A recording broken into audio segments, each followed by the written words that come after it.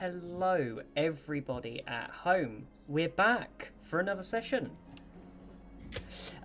We've been off for a few weeks again, but we're back into the stride of things. I think everyone who's here, most of you actually do check in. So we've had the Waking Dungeons recently, and then you've had your double dose of us as well. Where were we? Oh yes, we were in Arcadia, weren't we? Ah yes, the pit of despair. Well, actually basking in the glow of victory, I think you found yourselves in, having successfully fucked up a bunch of nuns, and then escaping out into Arcadia, and watching as Buller basically two-shotted the two-shotted a queen and an oracle, and kind of, chosen of the gods. So, yeah. Music's a bit quiet, Zach. Yeah, I can bring the music up a tad. Also, just a point. Rob apparently has not seen Princess Bride, and we all need to rectify this. We do. We need to rectify this. This is the most heinous transgression. While we were playing Tiny Tina's, I did the marriage speech, and he had no clue where it was from. I thought it was from Five All the Mouse or something like that, Oh dear. Well, I'd rather watch Monty Python and the Holy Grail. Honestly, personally. Yeah. Oh, and Hot Fuzz. Please tell me, Vic, you've shown Vic Hot Fuzz. Yeah. Vic knows what we get Hot Fuzz in the US, right? Yeah, I'm going. Okay, thank God. I was going to say. Vic doesn't like Simon Pegg films. Oh, really? Yeah. Heresy. Anyway, heresy. First got the show. Sorry. So. Actually, who's showing their Hot Fuzz? I have to turn the music down again because that was too loud. There we go. I can hear again. So. Yes, no, we were in the plain of Arcadia. Relaxing. We had a little meeting with a god who was there as a child, and you are now here in Arcadia. What would you like to do? To give you as soon as the god dissipates, we don't know, he just is gone. She's gonna kind of like, how you kind of like, you're right when your adrenaline drops and realize. So she just like kind of leans on the mall, and like the mall kind of slips, so she kind of stumbles on the ground, and she's holding her lower back because there's just like a giant hole in her lower back, and she just kind of goes, help, please, I'm hurting. This hurts a lot. This hurts a lot. If I remember correctly, I had feather fell down. Yep. You have kind of. You guys have like just caught up to her as the god has just like, yep, bait, and just sort of wandered off. So you are all together now. Go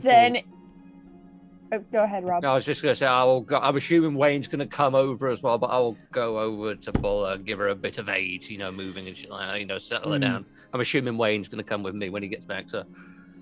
Good old TLC from the party. Got it. Yeah. I am going to cast Cure Wounds at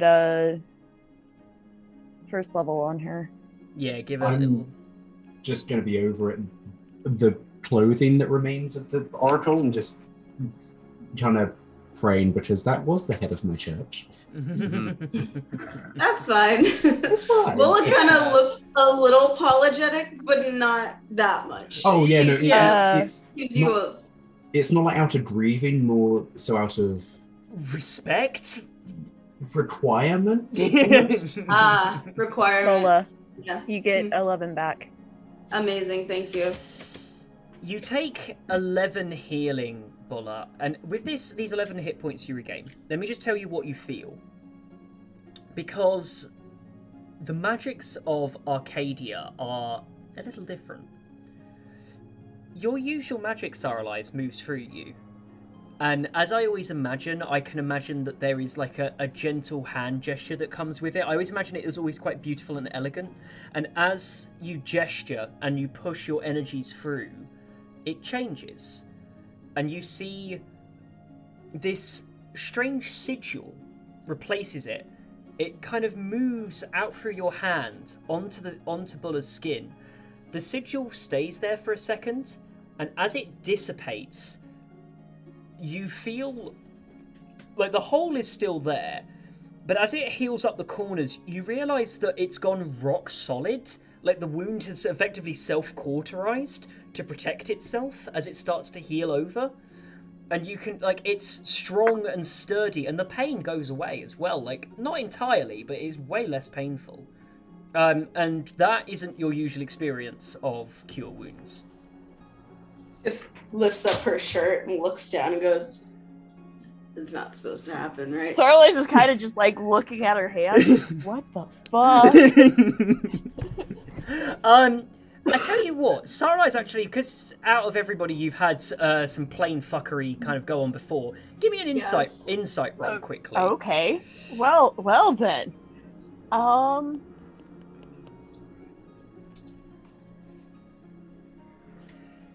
So Sarlai's healed me, but a sigil came up and it's like rock solid in my wound, but I'm healed. Wait, what is my insight? It's +4. 22. Ooh. So, What fuckery do I see? you realise that on the other planes, like the ley lines that power magic are different. So the area that you tap into is different. You know, it's very much like trying to run a gasoline car on diesel. So Right. your magic works, but differently, and it follows different rules. So it's very much a law of unintended consequences sometimes, as it entirely depends how that type of magic is treated in this area. Your specific vibe, knowing the nature of Arcadia as being an area of sort of justice, that the magics here are much more abjurative in general.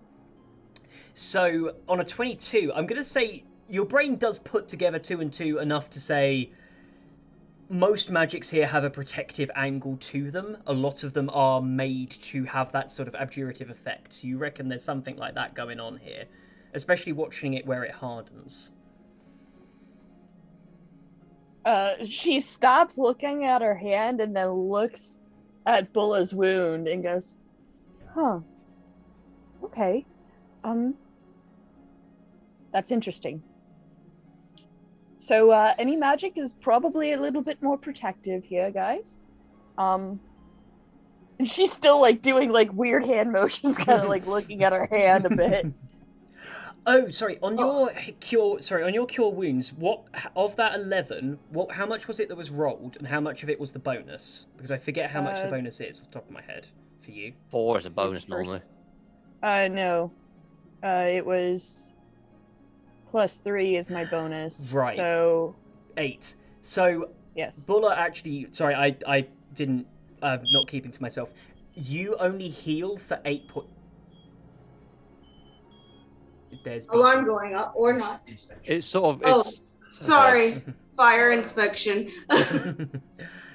So Bulla, you only gain 8 hit points, but you get 3 bonus temporary hit points. The bonus the +3 turns into bonus hit points. Oh. Interesting. But, yeah, I didn't want to search for my dice, so I just rolled it in D&D Beyond, and Nice. apparently it rolled an 8. You call yourself a dice goblin. And just...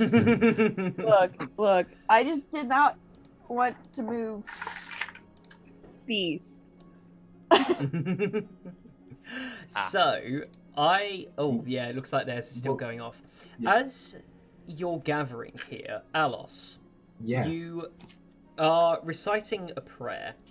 As you're choosing prayers, it comes to your mind that usually for a fallen combatant, you would choose from a friendly or for a hostile combatant a different set of prayers.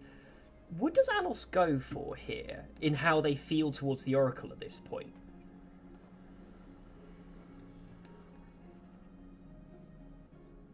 I imagine it would start off very much within the hostile section and would bleed towards an end with like the ending 2 lines of the friendly section, as a lot of the initial rage kind of dissipates, and it's then come to the realization that regardless of the actions, this is still someone that led the Sisters of the Morgan for centuries.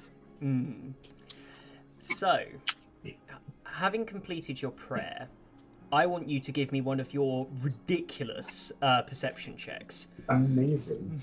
Yes, percep. Yes. Just one getting dice out. Can I ask, as part of this, would I know if the Oracle's clothing was in any way magical? Yes, you would know. You would know that her clothing has quite a few properties. You would know that her clothing is armor. It's disguised armor itself. If I can, I'd like to just be collecting that during it. Oh yeah, you can fully pick that up. So, as for perception, that's a 26. Oh, gorgeous. As Alos knows what plane they're on, don't they? Yes, yeah, because we had the deception. I with the help of Lewis's 8 inspirations, was the one that walked us here. Yeah. You are looking around. You can see that everyone's moved over to Bulla to help her. But as you finished your prayer, you notice that there's a creature some ways off at the top of the hill where you previously were that's coming down. You look and have a moment of shock of thinking, wait a minute, what? And you realise that there is a very large land whale walking effortlessly down the hill. No sound, no noise, it just gently glides its way down the hill. Does it seem hostile, or is it coming in like a friendly manner type thing? Friendly. It's kind of waddling over. It doesn't seem to be moving with any direction or like any real purpose other than just wandering. It's definitely looking at you, but doesn't look hostile by any means. You've got a high perception. You can kind of tell that it doesn't. Yeah. Okay, so in all of the Oracle's remaining items, because her body dusted, right? Yeah. So all of the items that are like bundled up inside the clothing, just to keep together. And I will just turn around and say, just whilst everyone's healing, we have a visitor to see him. And I'll turn to face this land whale as it's coming down. Not armed, but just a little bit wary, because we are still somewhat that the Oracle took us. What the fuck is that? I don't know. What the fuck is that fucking thing? As it comes Hopefully down, nothing bad. you see that as it gets closer, it bends onto a knee and then lays down. Although it's a land whale, so it's not really changing its height much, other than just kind of flicking its feet backwards. It's a puppy. And lowers itself down. As it leans to the side, you realise that this land whale is a little different to others, as it can move its skin, and you watch as the blubber on the side moves, and a series of steps forms along the side of the land whale, leading up onto the top of it. Okay, but is anyone else getting like Jeffrey the land shark vibes from? Is that from the Marvel? Yeah, no, I know. From Marvel. Is it from Marvel? Marvel. Oh, I know. Yeah. I know the Click Land shark. I didn't know Jeffrey. Okay, I've missed out on this. I don't know what this is. He's like Deadpool's buddy. Oh. And he's like a little puppy, but as a shark with legs. Kill it. Anyway, I'm assuming correctly that this thing's offering us a lift, right? Give me insight if you wanna check. Do I have to roll for belly rubs? I'm gonna give myself. Do you know what? Fuck it. Yeah, roll for belly rubs. Use your. I'll give your myself charisma. guidance as well. Just straight charisma or like persuasion or what? Straight charisma. Ooh. Okay. I didn't really need the guidance, but hey, that's a 23. 22. Insight. The creature doesn't. That is a 19 for belly rubs. You watch as Saralai's instantly trusting goes over, and you notice that Saralai's goes over, starts like rubbing, and you can just see this like really pleased expression as it moves its head side to side. You realise that this creature is definitely not capable of speech. And if they are sentient, hardly. Yeah, this is a horse. As you get the vibe here, this is a means of transit. I love it. I'm going to relay this information to everyone. I says, I think this creature wants to give us a lift. You just see Sarlai's like now giving scritches. It's like, I love it, and yes, good land whale. Good land whale. The only concern I would then have is who sent it? Who knows?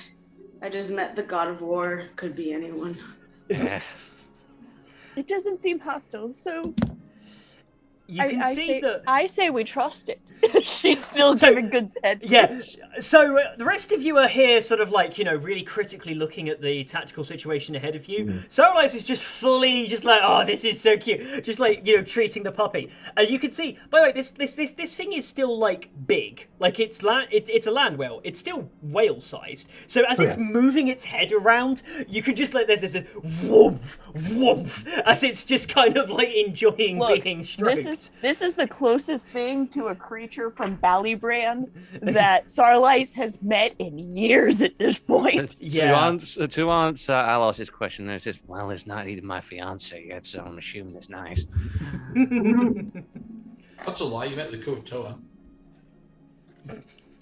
It's true. My fiance either. Normally we eat those. So. Bola's just gonna get. I'm sorry. Go ahead. No. You go first. Bola's just gonna kind of survey the situation and just kind of go, there's stairs, we should just go. And she just walks up the whale. Come on, you. So hidden to Sarlais. She gives one last scritch and gets on. Some of the protrusions on my armor is going to stick out as I cast Wild Companion, so they see find familiar using my wild shape.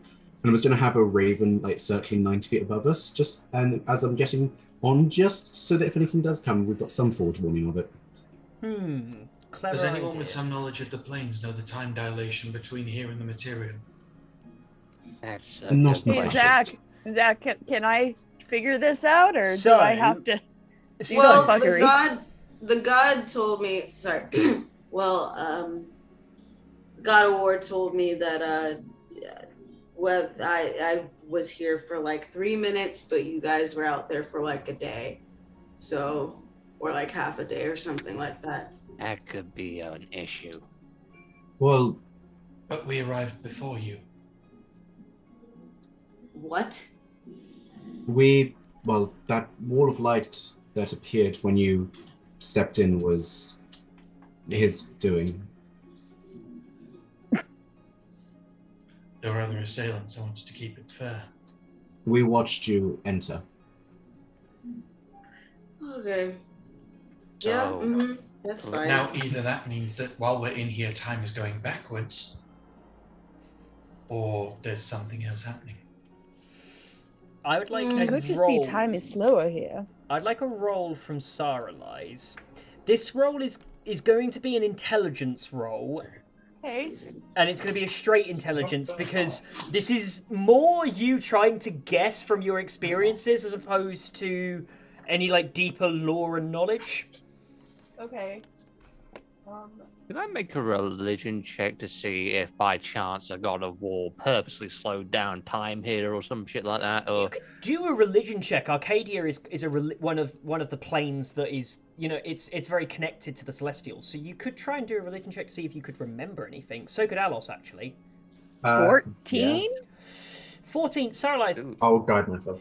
Time works really squiffy with the planes. It can go forwards, it can go backwards, it can entirely pause, and you can pop out at the exact moment that you went in.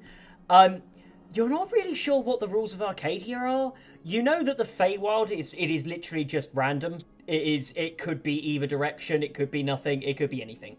With the Feywild, it's pure chaos. And you know that some of them probably go backwards and some go forwards very quickly and some go slowly.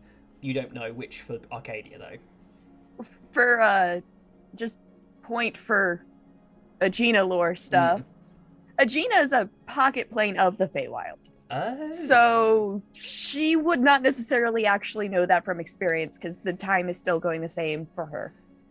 Oh. Yeah. You would know that the time goes weird with when you've been into the material realm. You would know that how weird time was between the gaps of the two. So yeah, you might not... I suppose that's a matter of framing. You would assume your time was normal and you'd assume that the material plane and other planes have weird time. Yeah. Yeah. Time is a weird soup. Yep. That was a 14 religion, by the way. And what did you get for religion? Not very much better. Yeah, about an 11. I'm going to say, Salva, again, time's weird, but that's all you can really remember. Alice, I'll give you a little bit more. You would know that, much like the trick that you were able to do within your coven, you would know that the time dilation is malleable. Gods use it in different ways. So you have an inkling that it might matter who brought you here and how, as to how time works for returning. Oh, wonderful. So would I know for the understanding of that, the person that brought us here, was that me through Fuckwat, or was that through the Morrigan's magic? Do I know, or is the 14 not high enough to work that much out? 14's not high enough for you to know there. Cool. So we're basically where we started with time is a weird soup, wibbly wobbly, timey wimey stuff. Yeah, on the ride wherever the land whale takes, then I'll just be going through the oracle's belongings and doing as much as I can to work out what they each do, if I can. Which doesn't have to be right now. That can be later. Yeah. As you start, so I'm going to say Bulla notice it first. Bulla, when you get to the top, you see that on the top of this land whale, there is actually a metallic contraption attached to it that comes out of the top, crowns up a little bit like a throne, but with no seat. And you can see that it's got a clear metallic surface that's entirely flat on the top, but there's a partial transparency to it. Like, you can see through the top of it, and it goes on to what looks like a black surface underneath it.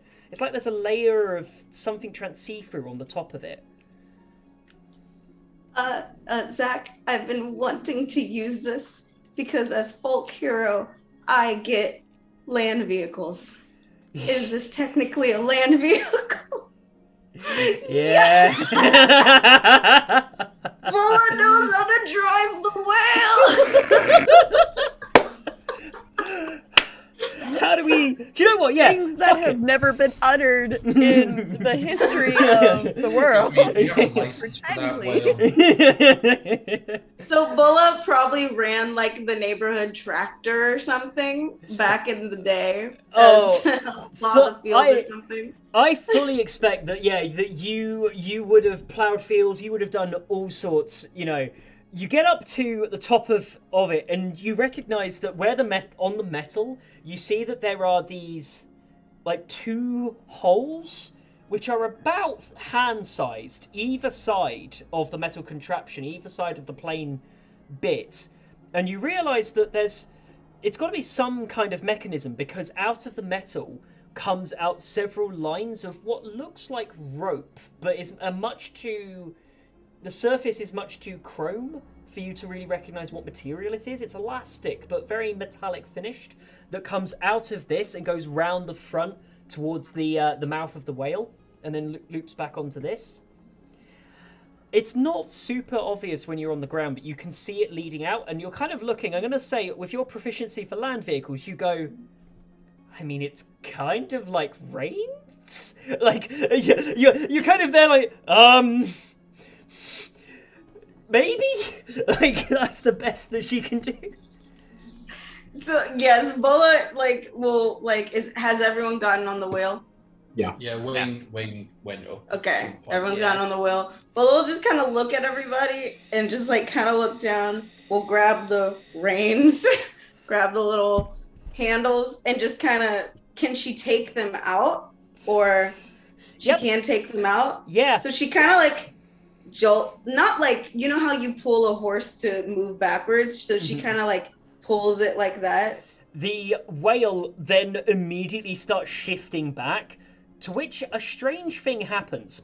The whale rears backwards, and you go, it's like a proper steep, like 30-degree angle, but your sense of gravity stays the same, so you don't feel the change in movement as you go back, like you're not off balance. It looks weird.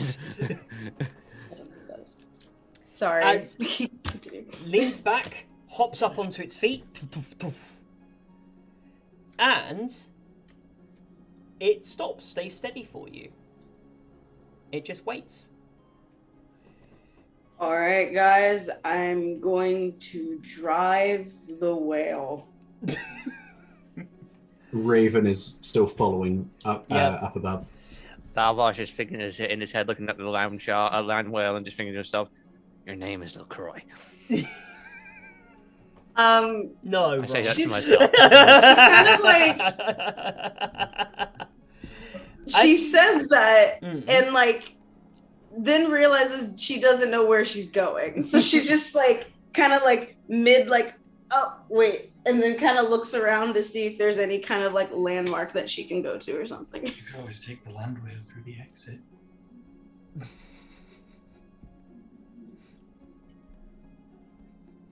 No, we can't bring back a land whale. That's just ridiculous. We have a city to save, and that's a war machine.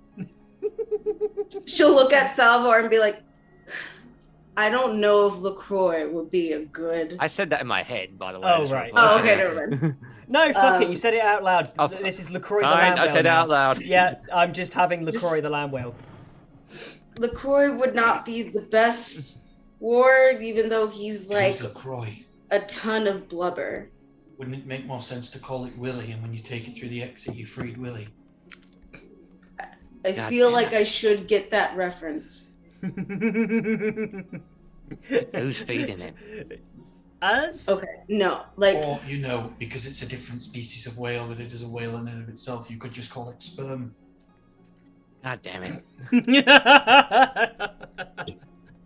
Bulla uncomfortably looks away from Wayne and kind of just looks around for any landmarks in Arcadia, or just kind of just goes, where are we going? It's a huge fucking flat plain with occasional hills. Like, I won't make you roll.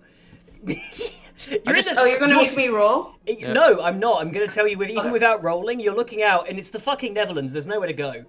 If Bass is still here, I'm sorry, but I'm not. So one solution then. We roll a d8 and choose a compass point based off of that. Oh yeah, you can definitely do that. So we're staying here. We want to explore here, or we going home? I mean, purely out of the curiosity of how often have you been to another plane of existence? Well, Sarlais, he's like, about that. We came here to rescue Bulla, and we have a way back. We have a city to do things with, and ultimately, if we are staying here, we are hoping that the time dilation works out in our favor rather than against it. Yeah, considering that Bulla's gonna fight in 3 days. Or 2. Yeah, we'll be fine. If the city's still there in 3 days, considering our past track record with Sarlais. So, as you're there... go on, roll me a d8 for Bulla. That is a 2, which would put us at northeast. Northeast. Yeah. I will point out to the party that if I can regain the use of sending, that can go beyond planes. So that can. We could find that information. As you're here, you go to move Bulla, and you move the reins forward for the land whale to go forward, and nothing initially happens. But you see that the surface, the one with the glass over it, lights up, and it emits light through the transparent surface. And you see that there is this kind of strange face, this like incorporeal face that appears. It doesn't have any discerning features. It looks like a bald, vaguely male humanoid with no real discernible features. It's very bland. Zordon? Sorry, what? Zordon from Power Rangers? No, not Zordon from Power Rangers. Oh my god. As tempting as it is to do that voice, no. Because you then hear it speak, as it says, "Ah, yes, this is your first use of the Arcadian Navigation Network. Welcome to Arcadia. How may I be of assistance today?" You want to use a bus as a war machine? I mean, fair, but hey. Sorry, Bola. Bola has lost words. Saralise taps the screen real quick.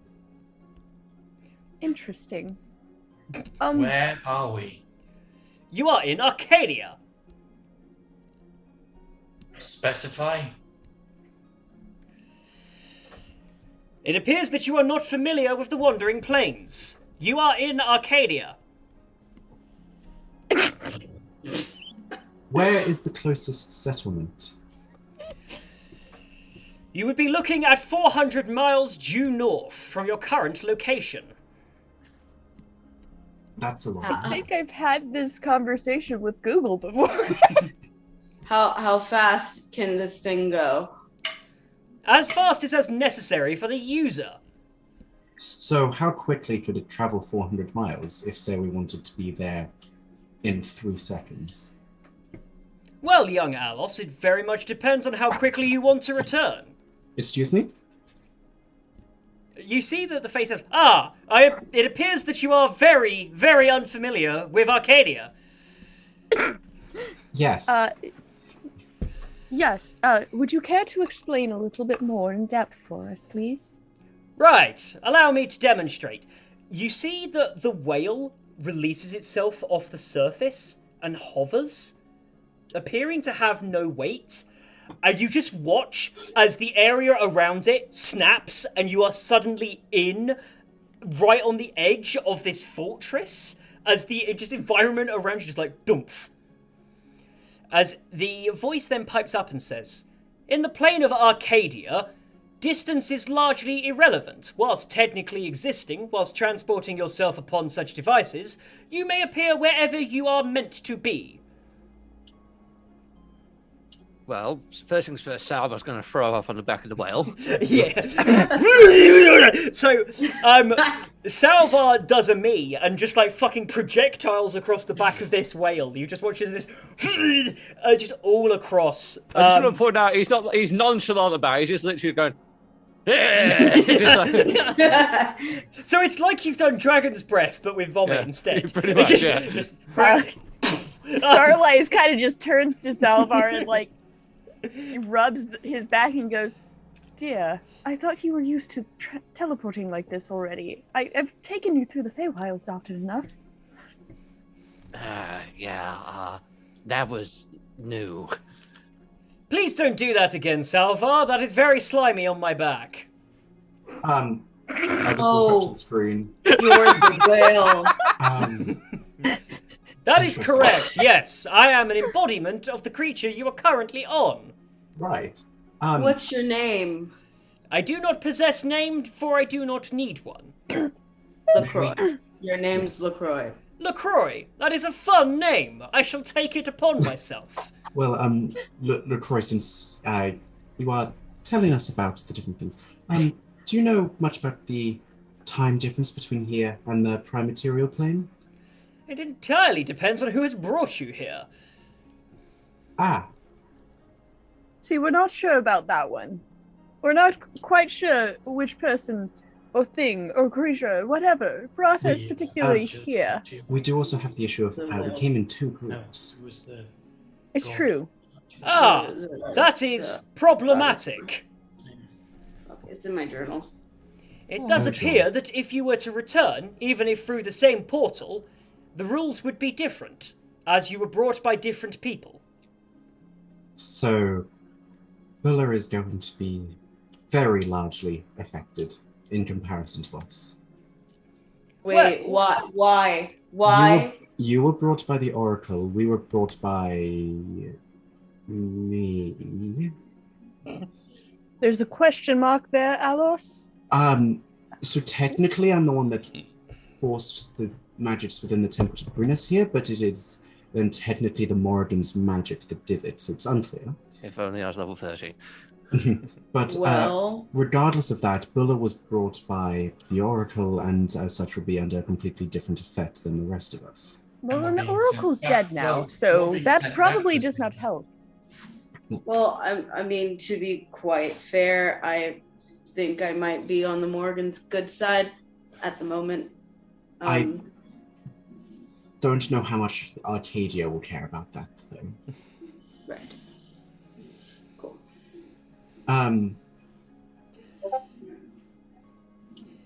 Lovely.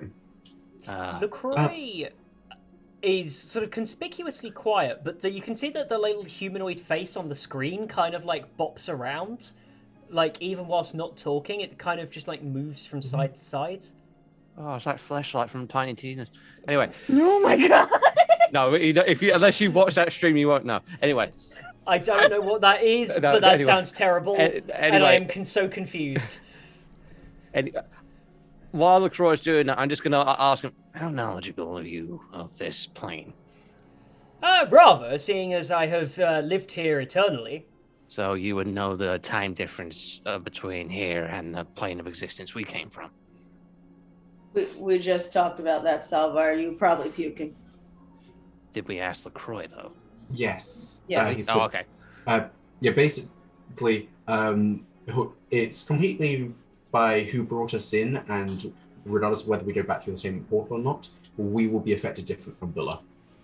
And it's entirely random how we are affected. So our character, just to clarify, Bully goes back through her point, is she'll come back at that same point where we left. The only portal we can go back through is the one that was opened for us by the god. So that explains how we get out of here, but I'm on about time difference. Yeah. Okay. So the reason that we got there before is because we were sent here via the Morrigan, whereas Morrigan was brought here via the Oracle. Okay. And the Oracle brought me, so... Yeah.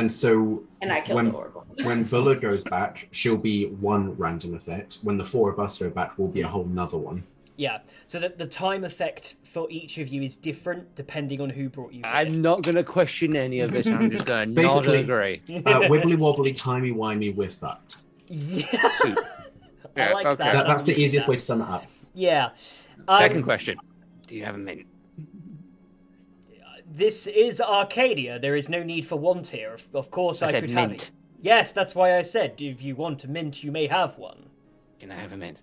You see that on top of the screen, a little white, it looks like a tablet. It's quite a big one. A little white tablet just appears like just on the.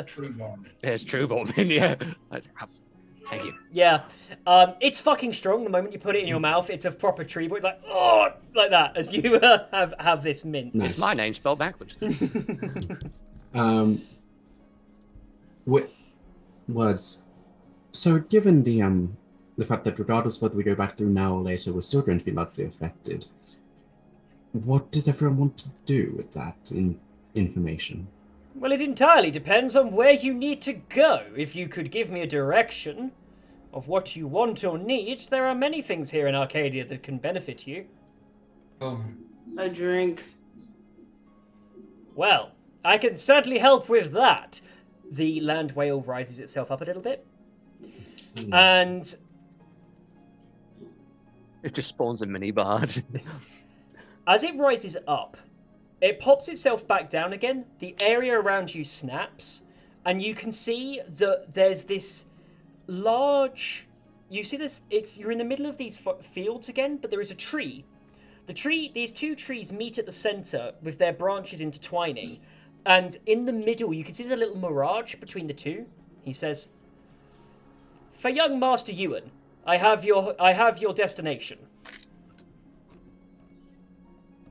Did he just say Ewan? He did. Mm-hmm. That is my name. What do you mean, his destination? Well, you asked me to take you home, so I have provided you home.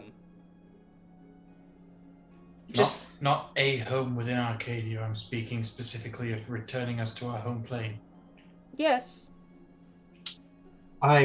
Looking at the bit space between the trees, does it look like a portal? Yes, almost certainly. Can we see what's on the other side of it?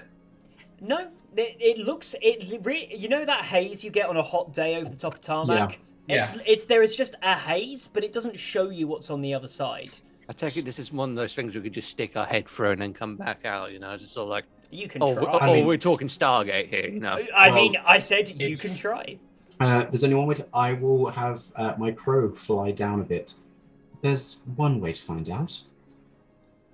Eat. Or if I go through and I wind up where we need to be, then when you are all rested and Selvar has access to sending again, you have someone to speak to. But that means out of character, that means you might not be able to play, or...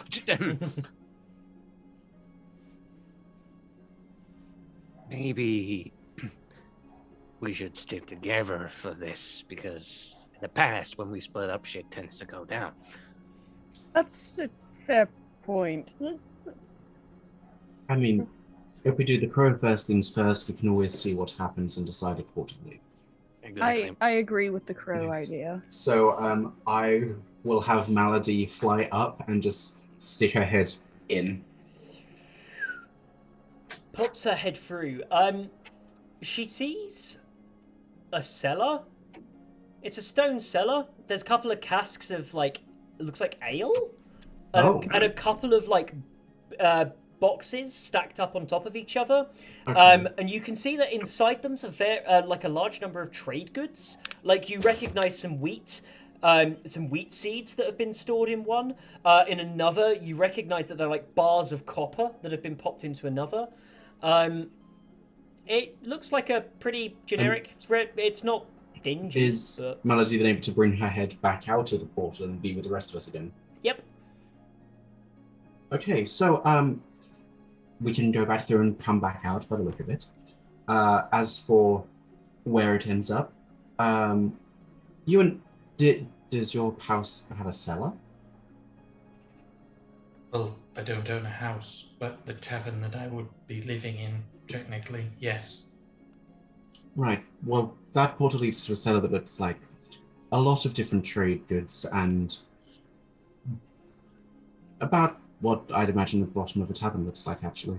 From what Alice describes and things like that, I mean, me would be working behind the bar and things like that. Does that sound like the tavern? Absolutely not. You don't deal in trade goods at all, and the cellar is the base for the People's Union. So, like that is a very normal sounding tavern. For one comparison, yours What is the actual location on the other side of this portal? You are asking LaCroix this. Yes. It is home for you.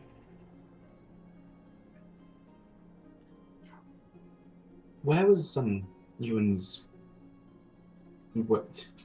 home prior to meeting the rest of these people? I don't know.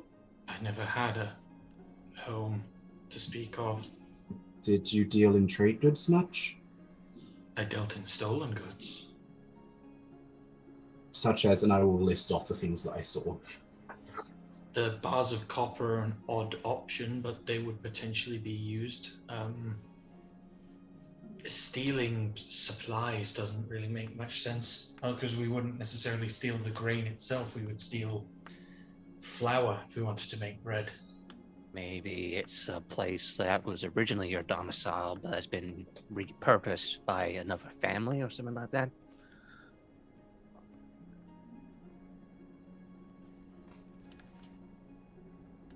Well, you moved out. Someone else moved in. LaCroix. Yes. How may I help? On the other side of that portal, on that plane of existence that is Ewan's home, do you know specifically on that continent where that would be? Unfortunately, I would not. I am native to the plane of Arcadia. Are you able to take us to portals like this that lead anywhere. Yes, exactly. These portals, like I said, the plane is a large area. I may take you wherever you want or need to go.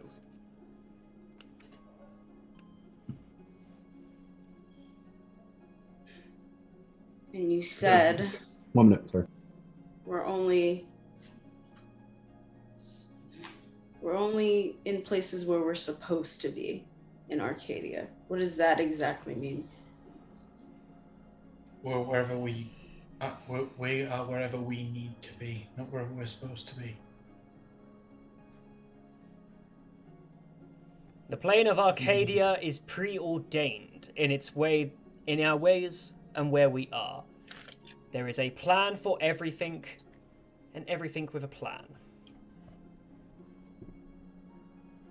Has a plan, everything has a plan. LaCroix has this part where he says, young Buller was always to win when fighting the Oracle, yet never arrived. It has always happened, and has never happened. This is the plane of Arcadia. Where you go is where you were meant to go. What happens was what was meant to happen. You guys just see like Sarlai's doing like the mental math about her existence there. So curveball then. LaCroix, take us where we need to go. LaCroix stops and doesn't move. Okay, here. We're supposed to go through here. LaCroix, where shouldn't we go? Don't take us there, just tell me. There are many places when walking through the plane that one must not go. When travelling through our own histories and our futures are most certainly dangerous. The Citadel, where many of history's greatest villains are kept, is another place that must never be entered. Beyond that, there is no forbidden knowledge or forbidden realm within Arcadia. Is the one known as the Dragonborn within Arcadia? LaCroix pauses and says, yes.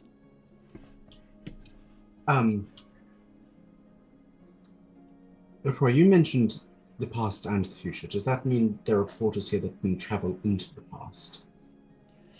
That is correct. I have brought Ewan to his true home. Is it possible to alter the past? The past cannot be changed. On the finite curve, probabilities collapse. The history is set. The future remains undecided. All right. Ewan, why did you ask about the Dragonborn? Because we were convinced so long that you weren't them, that maybe if this Dragonborn turned out to be someone who... Because the thing about heroes is that they're villains to another person. Ultimately, we would be considered heroes of Winnemere. However, to the Winnemere Arcane Society, we are the villains.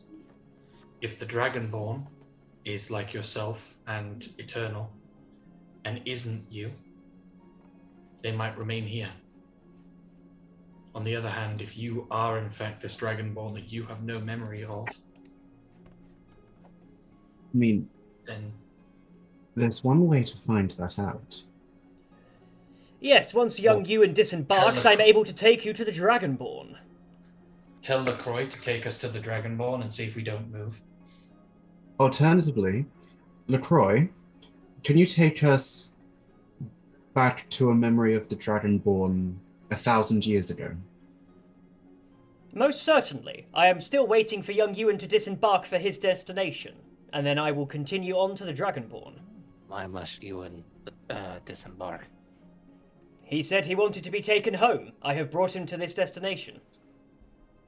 You've shown me home. I've seen what I wanted to see. Lovely. I believe next up was a drink.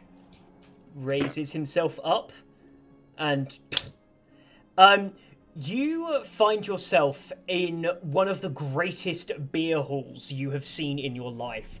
It is vast. The bar is long enough that it looks like it could go on forever. Like, it goes towards the horizon. This area is huge. Even LaCroix in here looks kind of small. There are hundreds, if not tens of thousands of people in here. It is loud and bustling, and the music is blaring out in every direction as he just gently dumph. Oh, wow. What is the most expensive looking bottle of alcohol in here that I can see? And LaCroix, do we have to pay? Or what is the monetary system here like? As previously stated, what is needed is what is given. What is meant to be happens. Oh. There is no currency. You may take what you need, and only what you need. Enjoy. How drunk are people about to get right now? It's not how... Well, in Salvar's mind, he's thinking to himself, he has an opportunity to find a particular bottle of wine, a bottle of alcohol that looks like the most expensive thing in the world, sell it, and pay for his damn wedding. Okay, give me a perception check for Salvar then. What check would you like to do for Saralise? What's Saralise doing? Saralise is going to find a decently nice bottle of mead. Nice. Just roll me a d10 for that bottle of mead. Bulla and Wayne. Yes. Bulla will just kind of, I guess, park LaCroix. I don't know. And then just kind of meander off. We'll just kind of look at Wayne and just kind of go, eh. And then we'll go to a spot at the bar. And just whenever the bartender comes around, she'll just go, I'm Bulla. Waiting for them to just give her something. She's supposed to get. The moment you do so, you just see you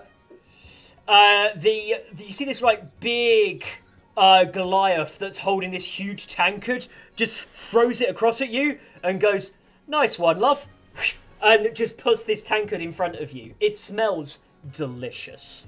It smells gorgeous. 18. I rolled a 10. Oh my God. D10. I found the best bottle of mead. You immediately, Bulla, are taken back to a memory because you realise that you've got a honey mead, but not any honey mead. You've got a honey mead you remember of Navi's. It was your favourite when you were young. And you can remember this gorgeous, whenever you were allowed to drink with dinner, this was what you would be given, and it was so sweet. And you just neck back, and it is the best shit you've had in ages. We should really check in on Navi at some point. We should. We should. But yeah, Bulla definitely downs this thing in 10 minutes. Probably less. Yeah, so on that, Saralise, you go for looking for a nice mead. You kind of are looking back, and the same one looks over and says, "Don't worry, sweetheart, I'm just from home." And he leans over and hands you a bottle before you even had much of a chance to look. And you recognise this, not as mead. Is it ambrosia?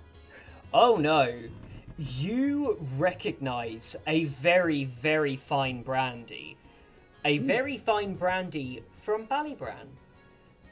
A very old, very matured brandy from Ballybran. You look over with a sort of this lovely look of going, oh my god, this would cost so much back home. As you look at it, just like that, as you look at this very finely aged brandy. Dionysus would approve. Salvar. 18. 18. You're looking for some real expensive shit here. Mm-hmm. You see this same Goliath leans over pops a hand on your shoulder and smiles and says, "For the Dragonborn, nothing but the best, mate." Pops out. What else is that?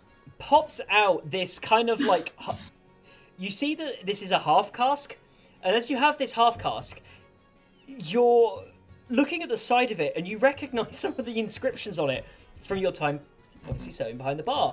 You realise that this is wine. Not only is this wine, this is pre-war wine that dates back to before the Great War of the Isle of Holt.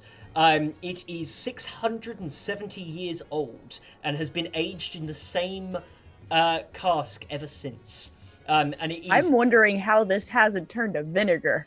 Logistically.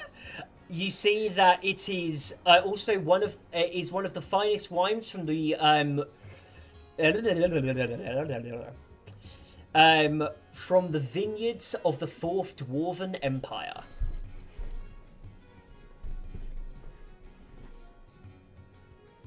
How much am I looking for this?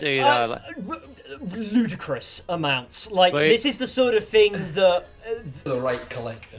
Yeah, the right collector will pay the right amount of money for this. Mm-hmm.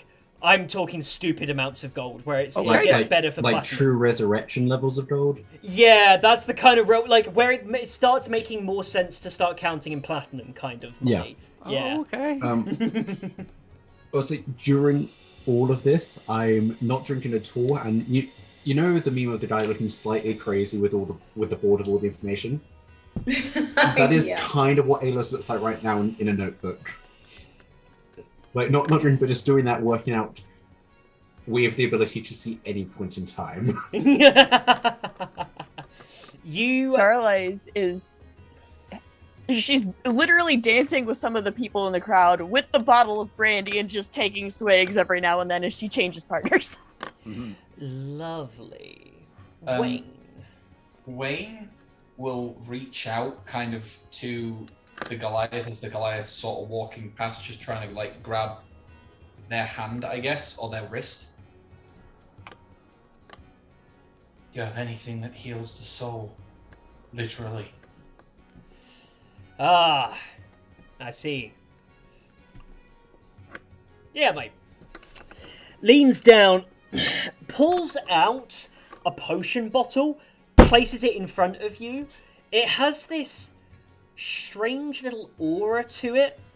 I'm going to need you to quickly do something for me. I want you to roll me a D100. It isn't a luck check, just a D100. Does it get him drunk?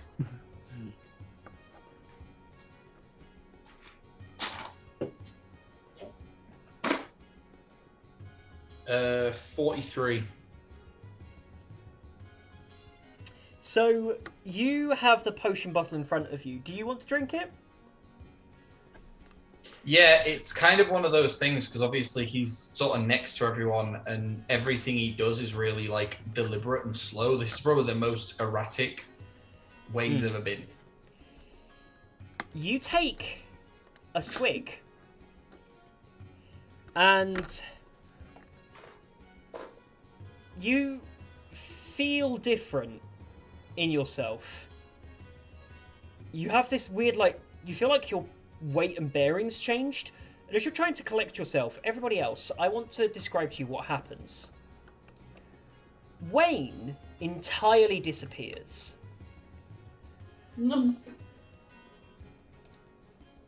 And you see a spectral form standing in front of you. Partially illusory, but you see a almost perfect young-looking Ewan standing in this kind of strange incorporeal form. So that's what it looks like. Bulla drops her tankard. Doom! There is just a fucking wave of this honeymead everywhere. Ewan, you move your hands around and realise that you can physically touch things and feel it. You're mostly opaque, but there is this strange unrealness. It feels normal to you. As you touch things, you can feel it correctly. But all of your clothes that you had on before have disappeared and are replaced by an original set of leather armor you used to have in a few years before the events of this campaign.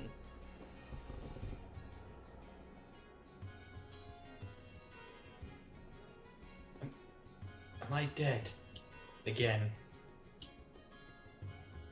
Nah, mate. Sorry. You said you needed something to heal your spirit, so, here's your spirit. And where is she? Fuck knows, it's Arcadia. I suppose if she's in Arcadia, she can't be doing much. Yeah, well, you know how it is. Here, unfortunately, I don't really last outside of here, so, nothing I can do about that. But, I thought while you're here, and I mean, it is kind of like half constructed, mate, because, well, there's only half a soul there, so it can only really fill in the gaps as best as possible. Huh. Bull is just staring in shock still. Hands still like this and just drop the tanker. I think at this point, seeing Bulla stop, Sarlai stops dancing. What's happening? Sarlai, you look over, Staring. and at this point you follow the eye line and see Ewan in this kind of greenish hue, but it looks, like I say, it's only slightly transparent. It looks just, it's the uncanny valley, a little bit too real, as you can see just Ewan stood there. Sarlai stops, does like a double take, and then just takes a giant swig of the brandy. Yes. So, I need more of this shit. I'm here, but I'm only here as long as I'm here. And then when I leave, I'm going back to being a prison. Yeah, it's not exactly the easiest gig, mate, but, Thank you. A lot to go through for someone who ain't supposed to even be a hero. He looks at you with this, like, piercing glare as he makes, like, this prolonged eye contact with you. Not supposed to be a hero.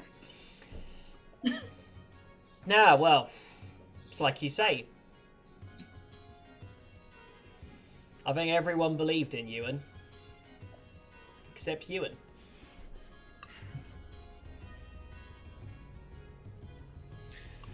He pops a drink down in front of you.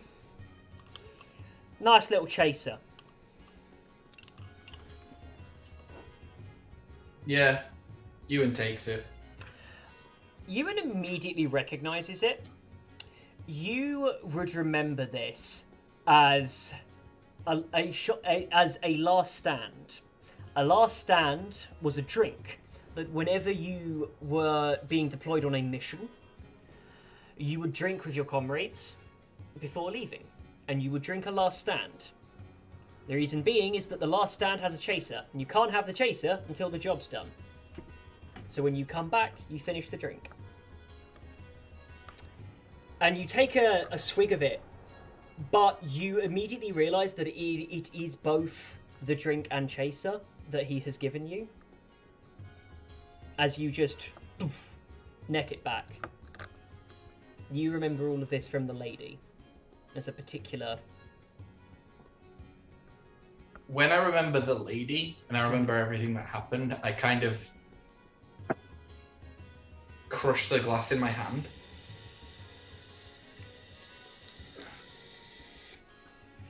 She helped kill me.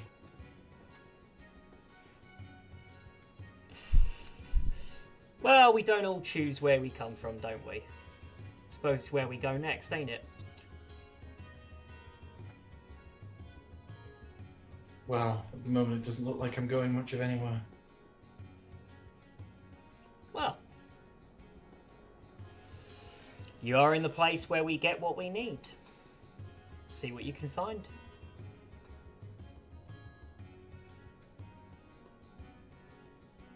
I need my life back.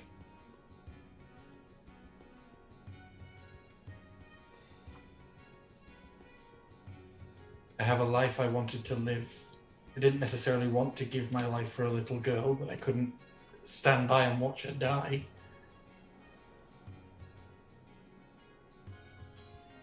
I think there were like 3 of us that were like about to give ourselves up for that. I think everyone was going to give herself. Fuck it, it's a little girl. No, like you have to, don't you? It's like no, you can't.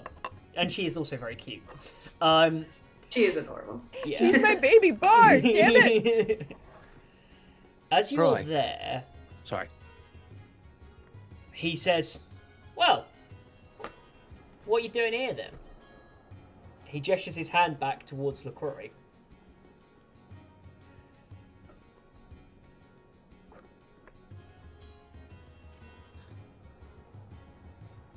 Field trip. Has Salvar seen this? Or Yeah, Salva, everyone's been here for this. okay. I'm still. Bull is still conspiracy- frozen. I'm still conspiracy just- theorying in the background now with a whole page about Ewan.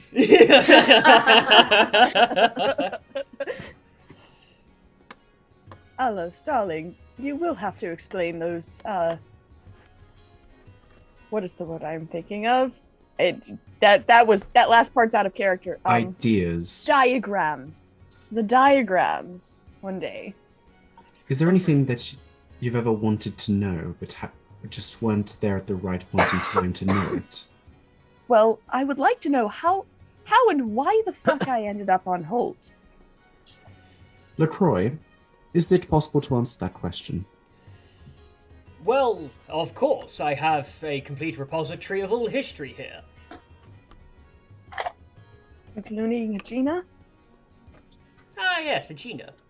What would you like to see, young Saralise? Feeling a bit homesick, are we? I was just trying to find out why I yeeted myself here into a war. You know.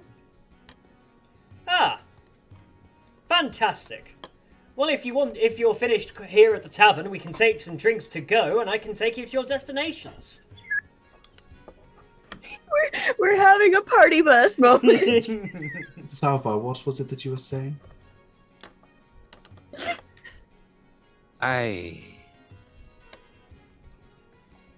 LaCroix. Yes, Master Salvar. Don't call me that. Where is the soul that binds with Wayne?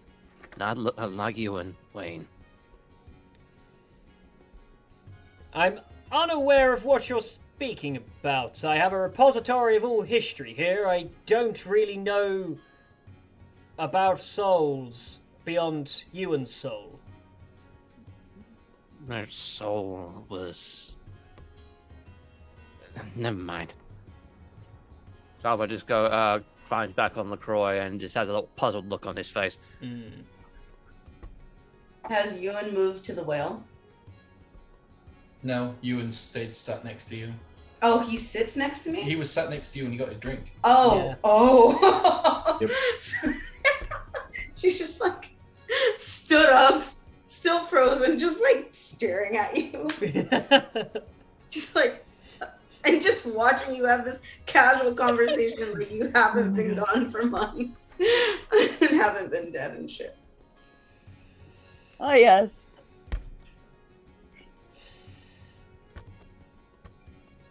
It's weird because I'm looking up at Yeah. you right now, but I'm actually looking. Yep. It's weird. Yeah.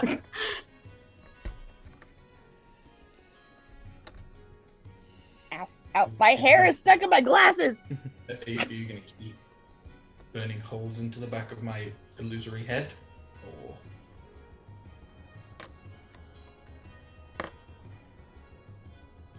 She'll just sit. Fresh tankard comes across of the honey mead. Yanks it, chugs it.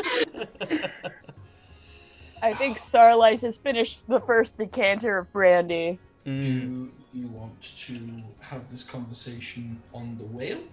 Or do you want to have this conversation now?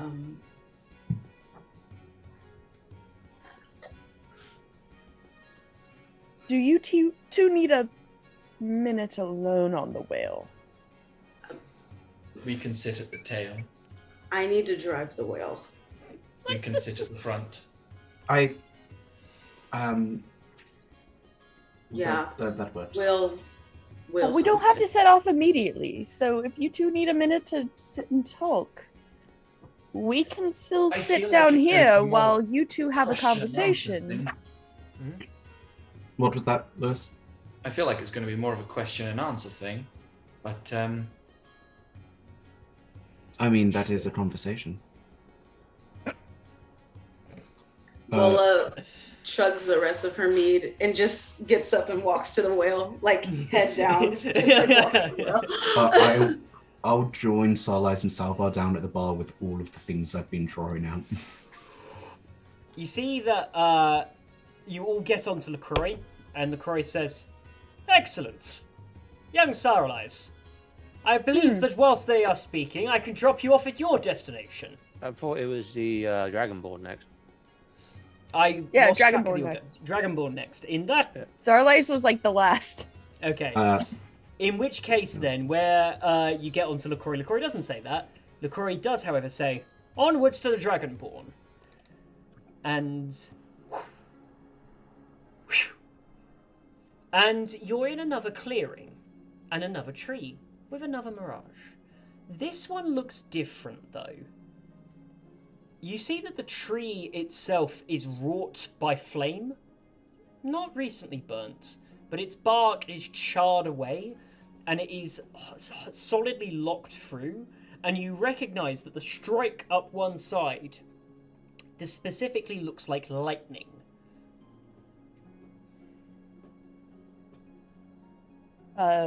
Sarlise reaches over to Salvar's hand and kind of like gives it a gentle squeeze, and before she pulls her hand back, she kind of just like lightly like strokes his hand, and she's giving him a bardic inspiration. So just to clarify our character, we can come back through the portal, right? You have no way of knowing that right now. Okay. Yeah, you need to ask questions or go and test it out. I've seen that with the other portal with the bird going in and out, but the bird never went in, it just went halfway in. Okay. Alos is somehow a floating bag? Yeah, it was like Casey just became a floating backpack. I'm going to the toilet, but pretend that's... I'm thinking about, I need Alos for this bit, so... Do you wild shape into an armadillo? Yeah, so there's an armadillo, right, that's just kind of sat there at the front of the LaCroix now. No, so going over to Ewan, Albert, and Vic's gone. Yeah, Vic went to pee as well. Yeah, right-yo. Do you know what? Fuck it, we're taking a pee break, everybody. We'll be back in just a moment. Sponsored pee break. Enjoy the ads. See you in a mo.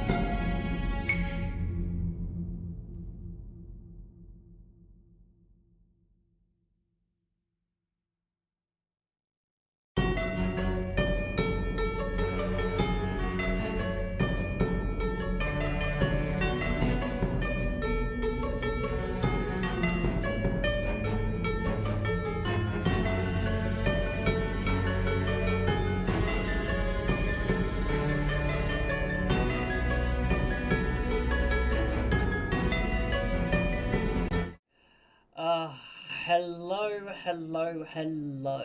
We are back again. We've had our break. Sorry for the ads, but they do help the channel. So, we're going to get cracking on. We are currently gathered on the outside of a portal. All of you are still on the land whale at the moment. I keep wanting to say land shark because you guys kept saying it and now it's stuck in my brain. I also am desperate to Google what the fuck this land shark is the moment this session ends as well, because it sounds awesome. It's cute. Is it? Oh, nice. So, Salvar, you are currently on LaCroix, looking at this portal.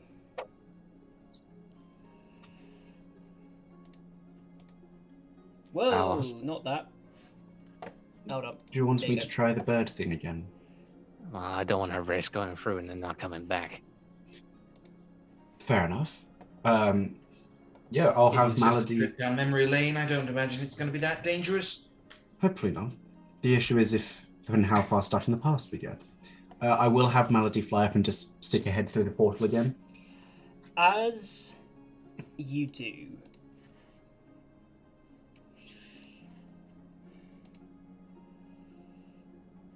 hold on. As you do, and whatever I see, I'll then verbally be describing at the same time. As you look through, oh no, wrong one. You come across a battlefield wrought with arcane fury. There's no nature, no life. If it weren't for the occasional hand moving of a person lying on the ground, you would mistake this for a mound of corpses. Right. The dead and the dying lay in every direction, as scorched infernals, as decapitated and eviscerated humanoids lay across a field. You see chaos. And across the field, maybe 100 feet away, there is a lone figure, walking with a staff, going along with a incense burner, throwing some incense down on people. Fuck's sake. What's It's all right. And what's this figure wearing? Sorry, let me get to that one sec. And as the figure sprays down the incense, some of them start to move to try and stand up, and they walk away. Others don't rise, to which they drive the base of their staff through their skulls, lifts out, and moves again to the next person as they comb through a battlefield. And so what is this person wearing? They are wearing a large cloak with the mark of Arwen across the back of it. Okay. As they march across the field. The cloak was probably, once upon a time, brown. It is now caked in mud and blood. Okay. Saying to everyone else, just, do we want to find out what happens if we go through the portal?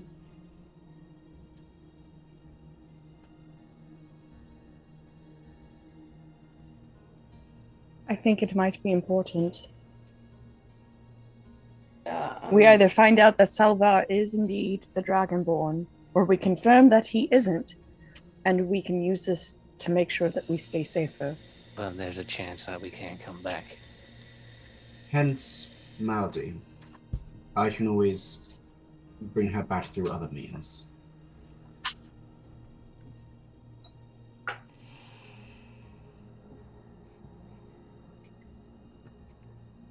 Salvar, it's your choice. Conflicted. Your door.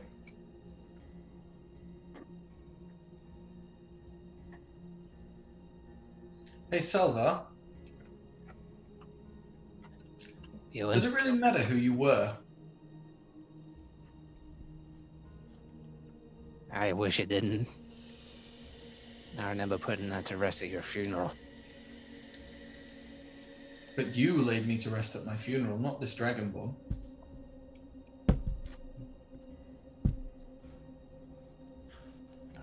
That's the question now. Ultimately, you are a cleric and a bartender, and not a bad bartender. True. And you're with Sarlais now instead of being some schmuck who combs through fields and puts stakes through people's heads. Because that's depressing as fuck. Because the thing is, people still think I am the Dragonborn. Then let them think it. Does it really matter what other people fucking think? One way of viewing it is if they're scared of it, you can use that as leverage. My thinking. And if they respect it, then same thing. Plus, you're literally talking to someone who's lied for 70% of their life. So if you have a backstory that isn't you, but ultimately could be you, use it. All the signs point to it. That I am what people say I am. I need an answer. And if I get an answer, I can finally end it. Well, I think I've died enough for everyone else to not consider ending anything. I love you and being back for this bit. It's great. While people still think I am this person, the people I care about, do you want people me I love. Do you want me to have a look? Or do you need to step through it yourself? Again, I don't know if I can get back on. I can send Malady through, not to look, but just to enter the portal fully. I am going to clear this up as well, because it's putting you into the past. It's not likely to trap you there, because it's putting you into a memory, as opposed to a malleable thing. Oh. So... View it like the way I'm thinking, wow, Scrooge. Scrooge going back in time. The other one is Harry Potter, him putting his face into the Remember All. Yeah. You don't know that you will definitely come back, but the rules of things previously established do point that direction. Oh yes, because I must return through whence I came. And we can't change the past has been clarified. Yep. On the other hand, there's a quote somewhere which is, if you don't learn from history, you're doomed to repeat it. That's what I'm scared of. And see, that's the thing.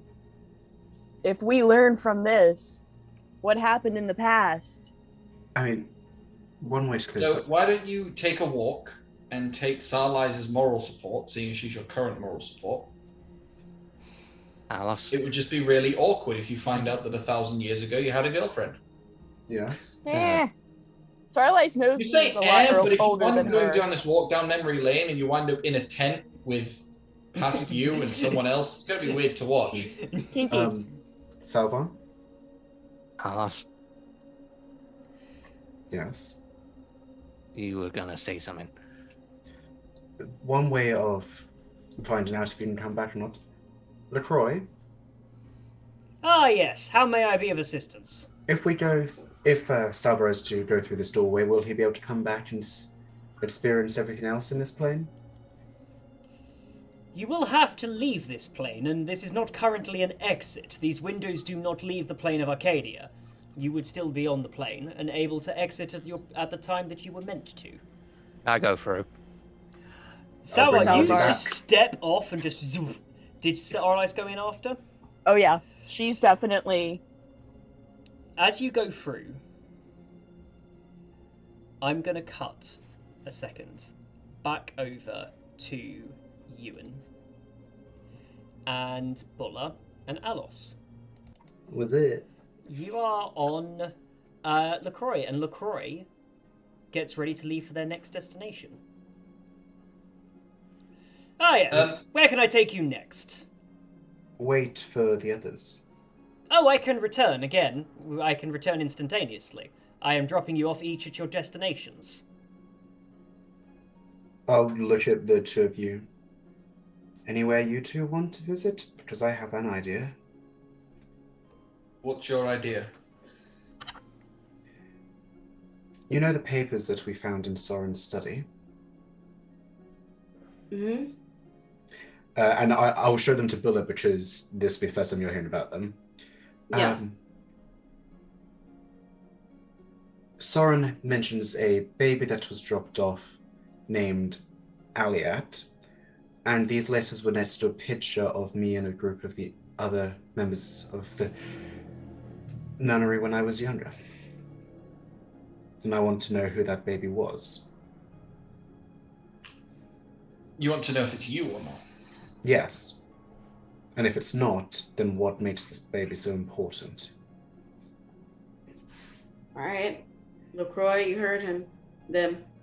Her. Sorry. I'm a little flustered. LaCroix, could I please see the moment when Soren met Aliat for the first time? Most certainly. Lifts up and goes. You arrive at another tree and another clearing. This tree, however, is a beautiful young cedar tree that have twined together the same as the others. But you recognise the air of the Fae around it, as you have that similar sickly sweet smell that comes from Fae portals. As LaCroix comes to rest. I suppose that this is where I'm meant to be by the plane, so I'll see you two after your own journeys. And I will step off into the Fae portal. As Alos does, you hear LaCroix speak again. Master Wayne, young Bulla, I understand that you had a conversation, but I will take you to your destinations as soon as you are ready. Right. Thanks, LaCroix.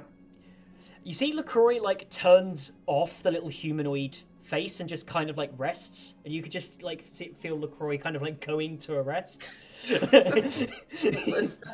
Master Wine. Master Wine. Master Wine.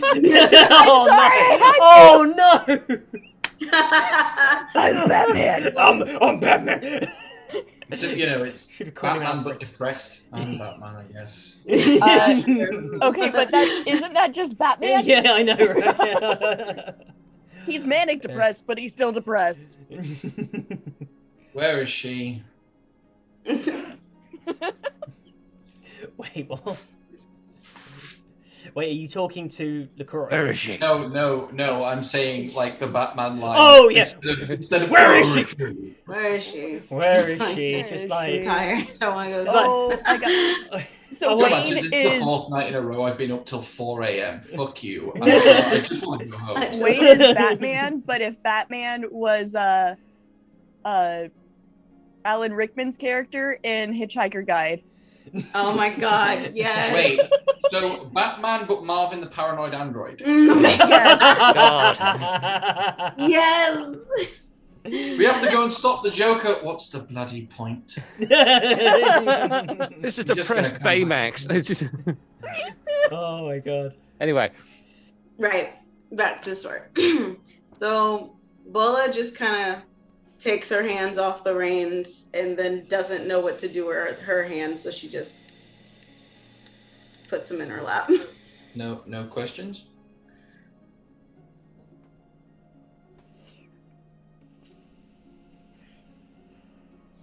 She'll just turn towards you. Right. Are you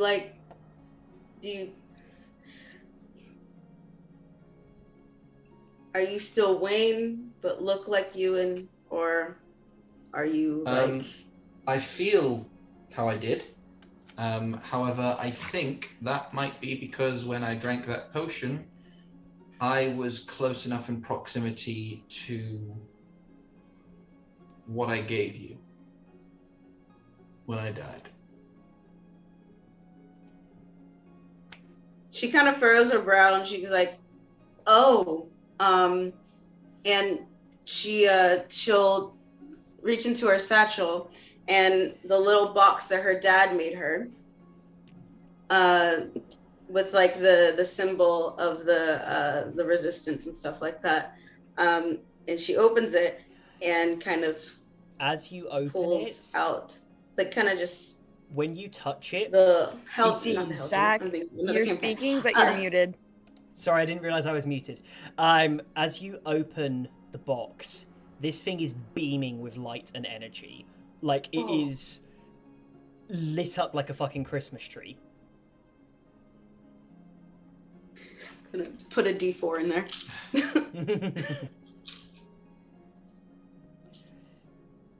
The day I died, and the reason that Wayne struggled to feel anything is because I gave you all of my feelings. No, wrong one, sorry. I gave you everything that made me, me. Because ultimately, those are the things that she wanted to destroy. She wanted to unmake me. So I gave them to the person who I knew could keep them safe.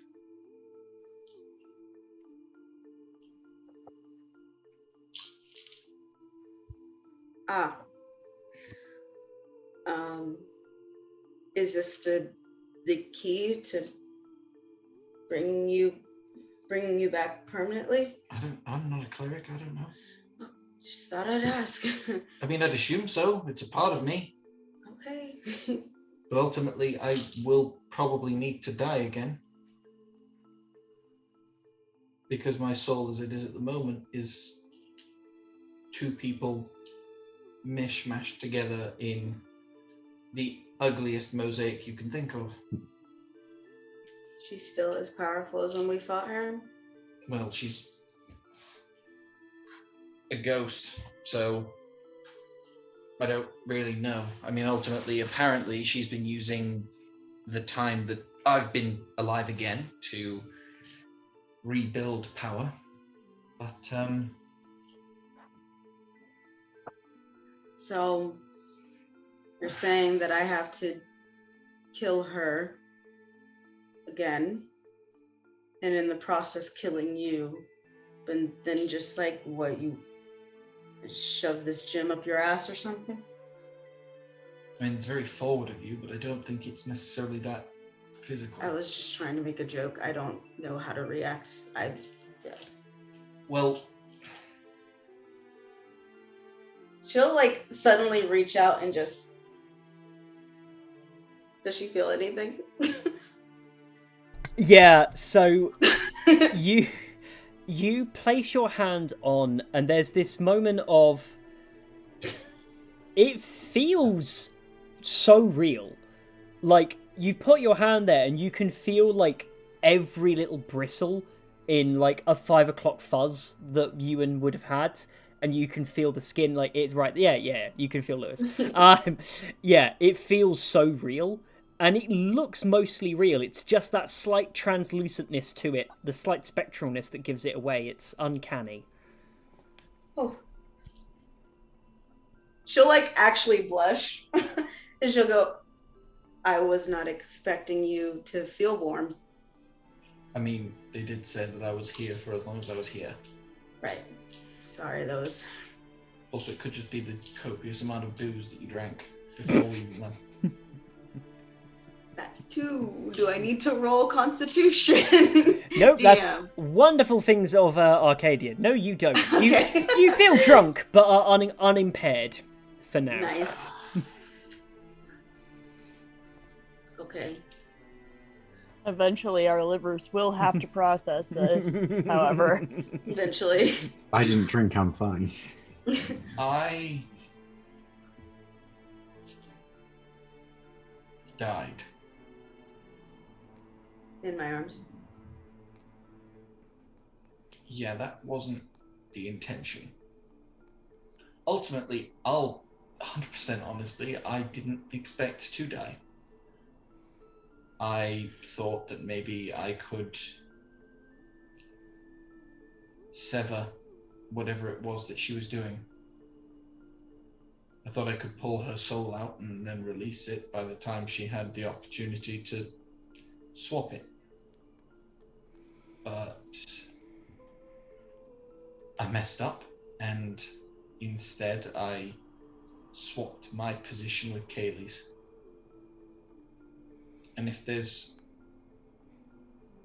a small part of me that feels sad, is I don't get to feel proud or prideful whenever I see her walking around in that tavern. Whenever I see her smile, I don't get to feel that warmth. I don't get to look at her and go, she's here because I saved her. Every time I see you get worried because I do some atrocity like turn into a giant creature and destroy a portion of a castle, I did that. I don't get to feel guilt. The one thing that I did get to do is hold on to the memories of the feelings that I had. So, as much as I never actually told you what my feelings were, they haven't changed, and they've been in that crystal since the day I died.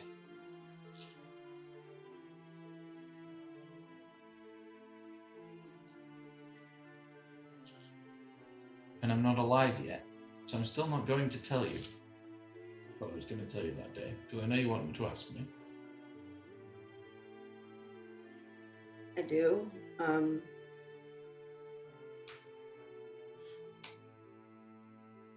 It feels weirdly quiet as well, because she's not here right now. She's strangely dormant. She always talking to you? Berating, belittling, trying to tell me what she's going to do to me when she gets out. It's kind of funny, really, because ultimately I can't feel any sort of fear or anger or any despair. I just kind of am, and she's kind of just yelling at an entity because she's angry. Bulla's gonna look back down at the gem. Is it still just like shining? Like beaming, and I mean beaming. And the important thing as well is, as you're talking, it is changing and shifting colour constantly.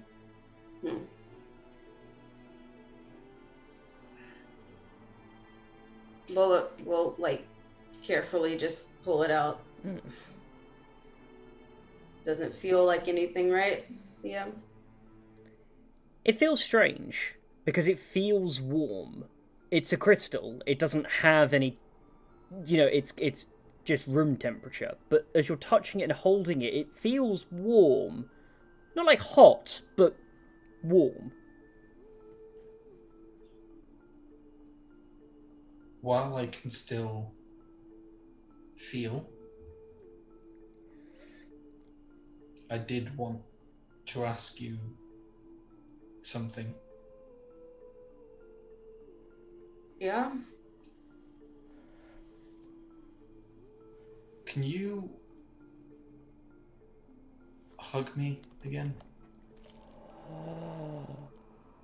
Oh. She'll gently put the hell gem back and just kind of put it in her satchel. Just Lieutenant Bulla, I'm super tall. She kind of just gets up and just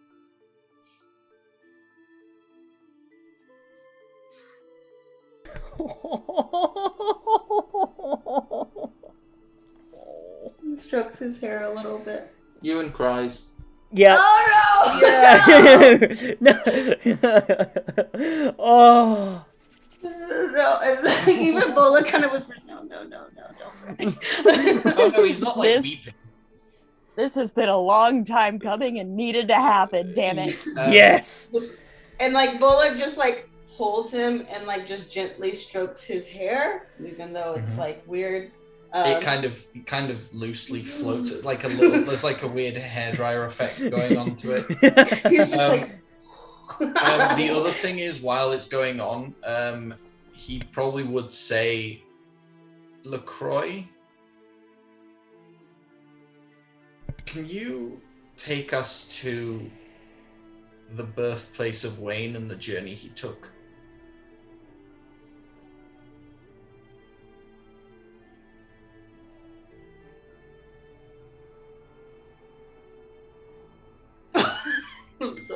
Zach's just like, I did not account for this. I didn't, but it's happening. Yeah. And you hear him say, certainly, Master Wayne. Master Wayne. Master Wayne. You will never unhear it now. I'm never going to unhear it. Certainly, Master Wayne. We are on the way immediately. When a player asks the DM something who didn't expect something like, wait, what? Yeah, it is one of those moments where like, Bola still hasn't let go of Wayne. Wayne, Ewan, whoever the fuck you are. Ewan. Ewan, Ewan. As Still hasn't let go of him. She's actually. Oh no, he hasn't let go of you either. He basically just sort of said this while he was like in your chest. Just like. Titties. Roy. You appear in front of another tree. But this time the environment around it is different. Because this one reminds you, especially you, Butler, and this doesn't, you don't immediately, you'd have no way of recognizing this, not immediately. I was dead, technically. Yeah, but you do, because you remember it, you remember the riverside after the funeral. You realise that the portal itself is actually the river itself. It's the water that you are at. As a haze goes over it.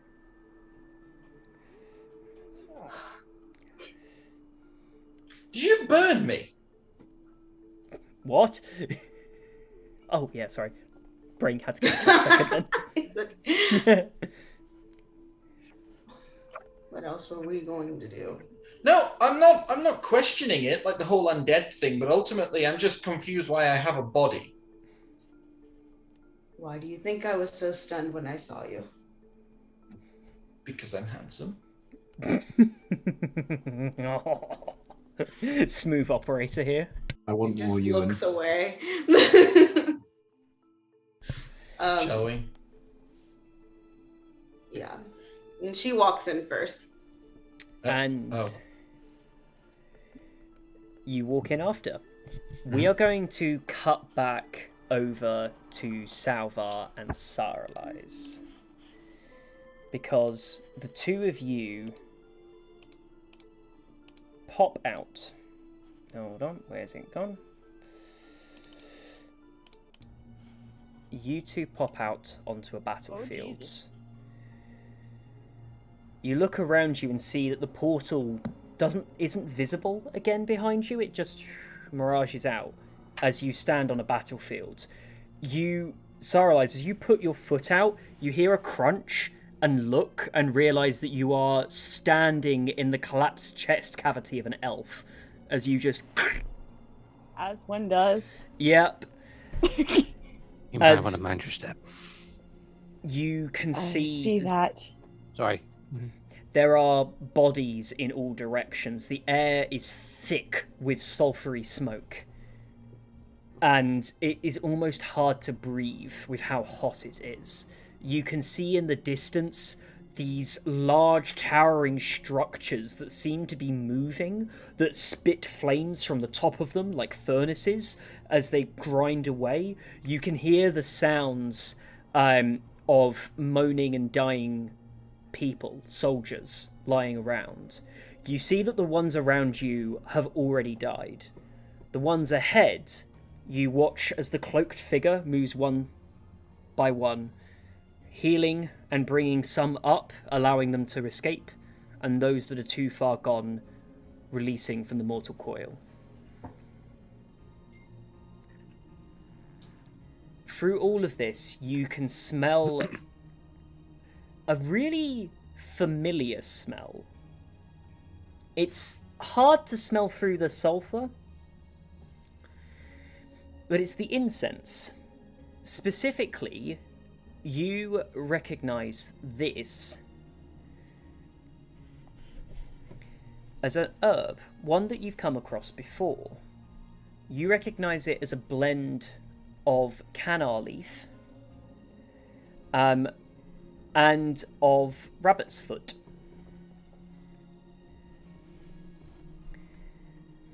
And as you smell it together, it's a very soothing one. You can almost feel yourself immediately relaxing. I was gonna say, you're just getting them high. It's acting as like an anesthetic. I mean, wouldn't you want to be high if you went? Just. I'm not complaining. I'm saying that's what's happening. This is just a statement, not a complaint.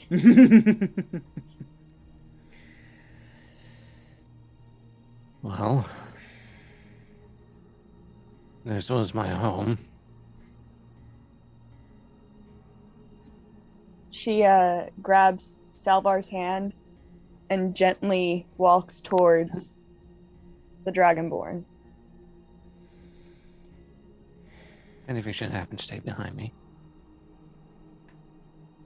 You know better than that. As you walk closer, you see that the hooded figure stops. Hold still a second. The head turns, and you can see the front of an armor plate covering over what is certainly a Dragonborn. The armor plate covers down the front of their face, and you can see markings and runes and sigils across the plate. And a voice that is very alien to you replies. It calls out and it says, "I don't know who you are and where you've come from. Leave now. My wards need me." Can we be of assistance? Do you follow Arwen? Do you carry medicine? I carry medicine. I am not a follower of Arwen. I am not from here originally. I follow Apollo. I follow Arwen. You're a long way from Ballybran. That I am. Well, I am very sorry, traveller, that you find yourself here.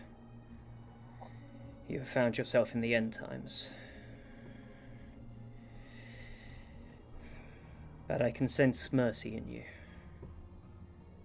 As in my fellow follower, my fellow brother. Both of you carry mercy.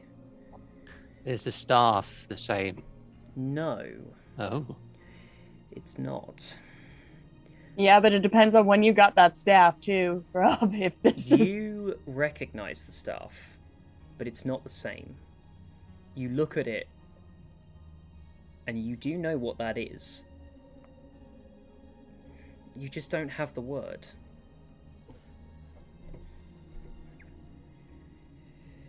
Follow me. Take some incense. Tend to the sick. If they cannot take themselves back home, guide them gently. Let them go. They fought hard enough already.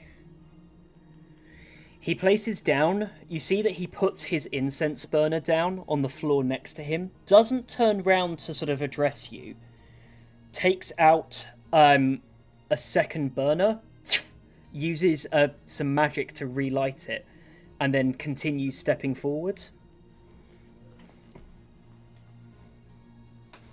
Starlight. Yes, darling? I beg you, stay behind me. For me.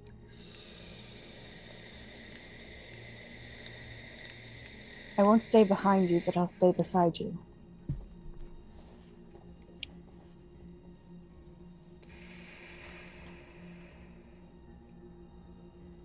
we may see some things that you might not like. Salvar, I live in a world where the gods literally walk among man.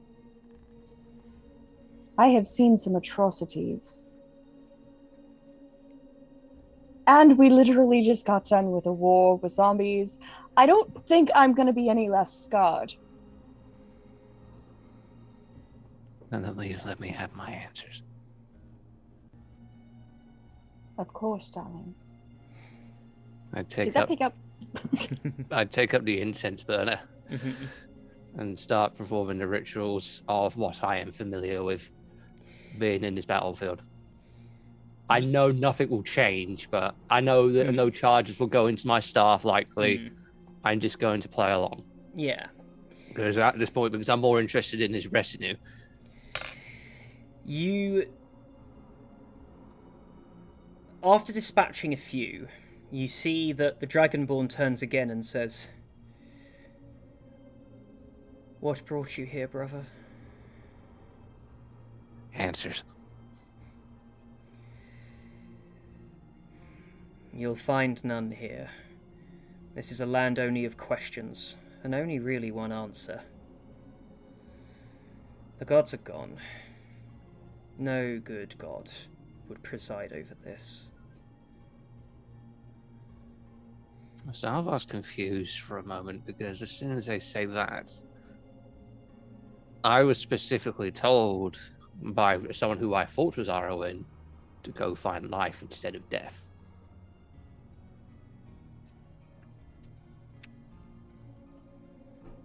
I don't believe it. Life finds a way.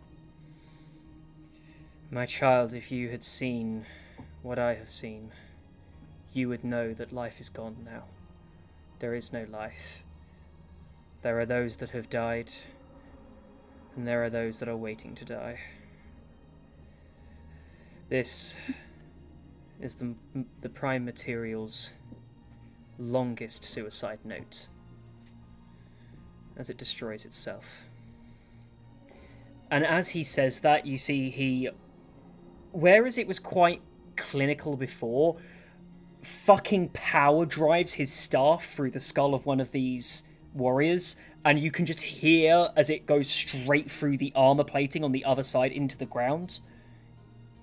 There's a pause, a deep breath. My apologies. It becomes harder and harder with every day to... Well, I don't know. I know. I understand.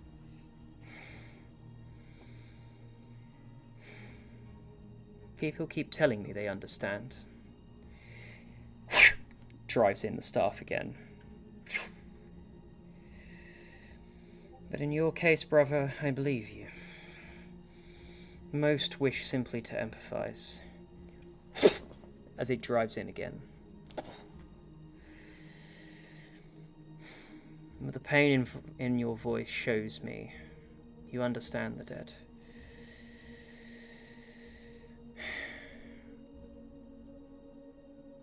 It is my curse to be stuck with them. And my blessing. It is a terrible privilege, and one that I continue to bear.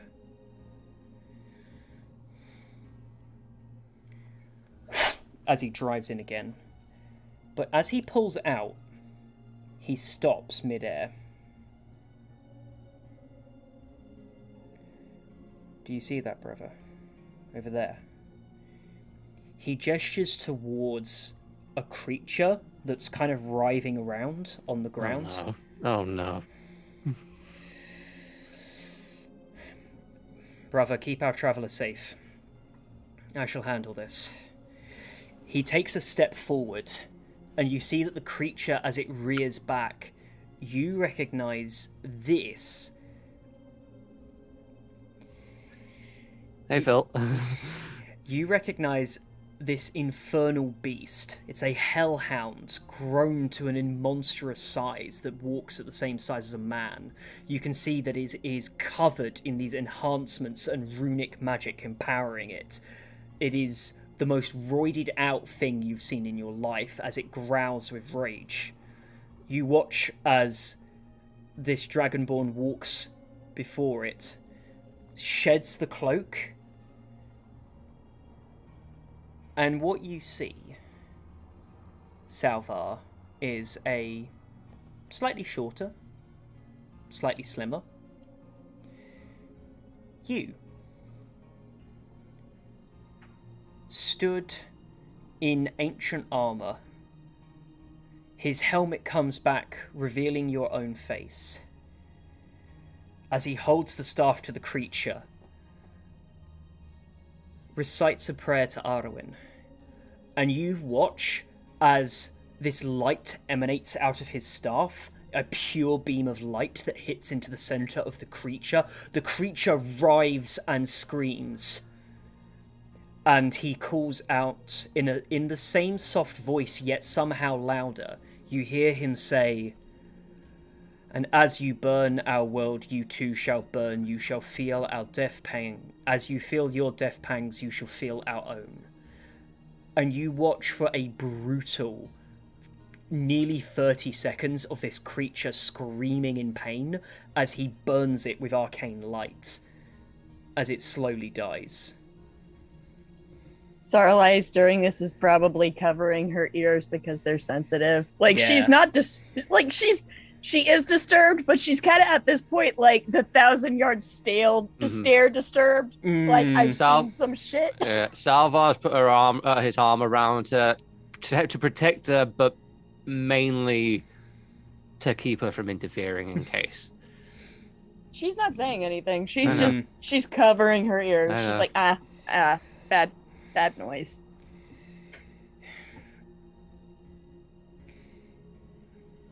He walks back towards you and says,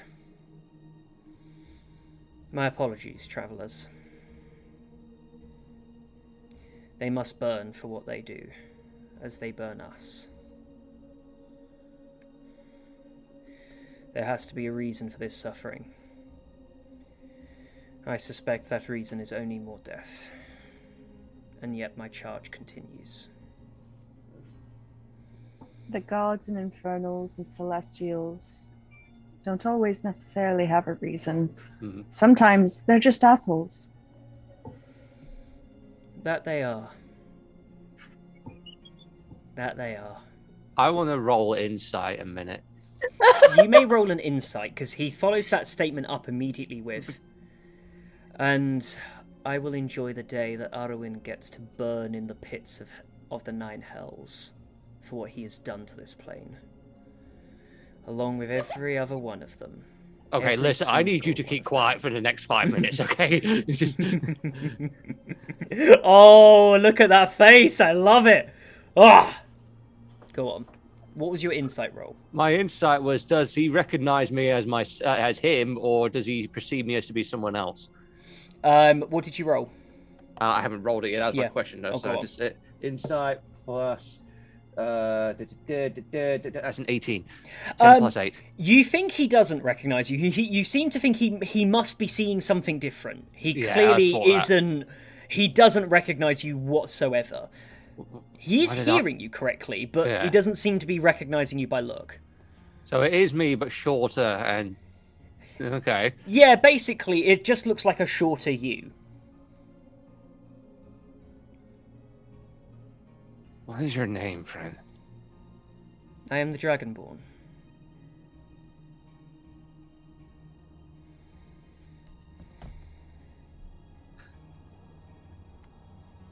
And who amongst you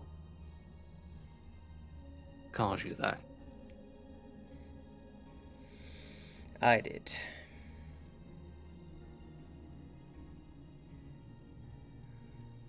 He turns. I've heard stories told of the Dragonborn, and people come up with their own explanations. I don't need a name. young traveller.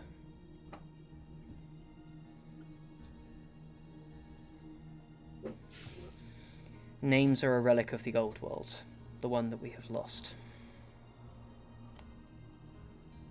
In the time of ending, symbols is what gives people strength. I can only hope to provide comfort.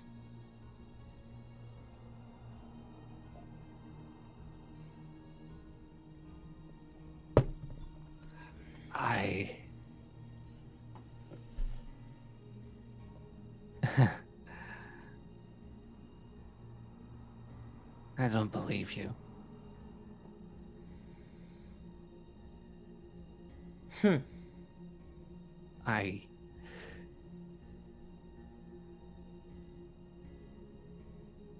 You won't know. You won't get it.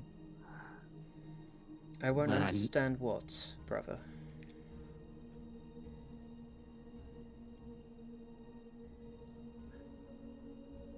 Something will change. Not because fate dictates it, but because you want it to, in some way.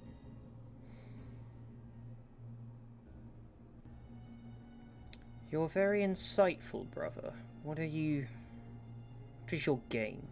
What are you playing?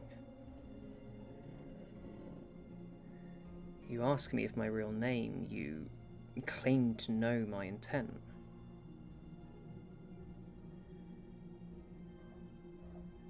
Is it you?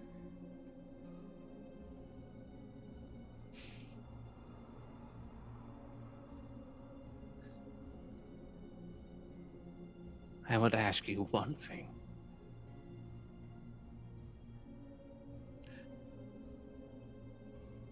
Rather than dwell amongst the dead,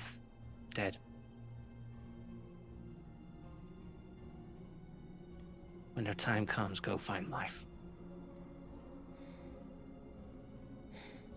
I admire your optimism. It's gone. Everyone and everything I could have wanted is gone.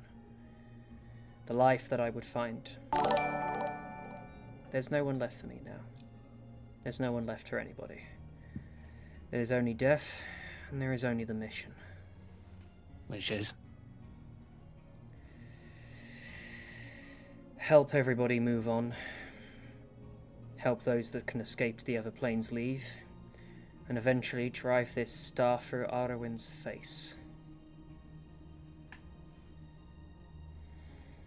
Sarlaise squeezes Salvar's hand and goes, eventually, it's best for you to move on as well. For yourself. I bid you a kind future, brother. Go do your things. I'll follow behind. And by that, I mean I'm going to observe for what may possibly happen while he goes on and does his thing. He nods, leads on, and we're going to cut quickly over to Alos. And I need to go back over as Alos. You walk out and find yourself outside a hovel. A lovely hovel in the bottom of a tree. With a door. You see a group of satyrs outside smoking, laughing, drinking, giggling with each other. You see young satyrs running around. You see one of them that is sat above the rest who clearly appears to be some sort of patriarch to the family by his very large plumage. You can see that he sort of calls over to the kids and you can hear him shout and say, "Right, settle down. They'll be out in a minute, okay? Let the doctors do their work." And you can hear the rest of them talking, and they're all talking about their new cousin. as they chatter with each other and they run around. Okay. Do they show... am I close to this then to be able to hear all the conversation? Yeah, you're standing almost directly in front of the group. Do they show any recognition that I'm there? Nope. No, that's fine. I'll, if there's like a tree stump nearby, like sit down on that and just watch the door with this like obsessive intent. As you sit and watch, some time passes. You can hit, you see there's laughing, there's giggling. Eventually you see that they light up a fire and they get a full party begins as they start preparing food. You see drink is coming out. A number of them have brought instruments. They are going to go for it. And then you see the door open. And you see Sorin come out of the door. Everyone goes quiet, looks back at her, and she smiles and says, "It's a girl, and she's healthy." There is an eruption of cheer as you can hear them go, "Rah!" The drinks go up, the mood is merry, the music immediately starts as there is a big old call out. You see two of the adult satyrs kind of move through, both of them looking older, including the one who shouted earlier. Yeah. And Sorin guides them back into the door as everyone starts chattering and celebrating. Follow that. Yeah. You see a baby satyr held in arms by her mother. You see Sorin sat down looking quite mournful. And you can see that the father holding the mother also has wet, teary eyes and is just holding her back. And you can see that she's trying to smile. And you can see her sort of laughing, but you can hear in her voice her choking back tears.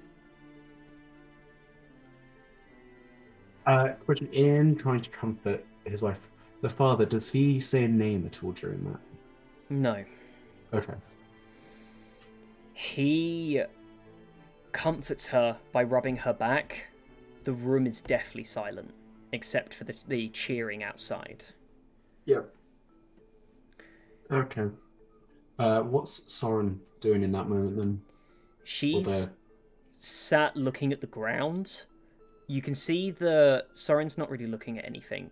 They're just looking at the ground, spaced out, almost waiting, but again with this kind of very mournful look. The mother says... Yeah. The mother speaks up and says,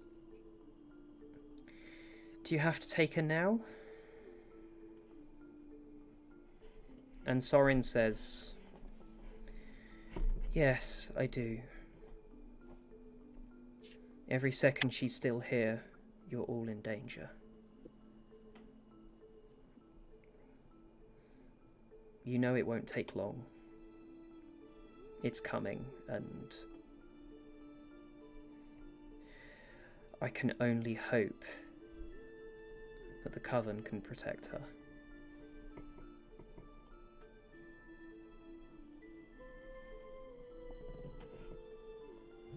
Okay, 1 minute.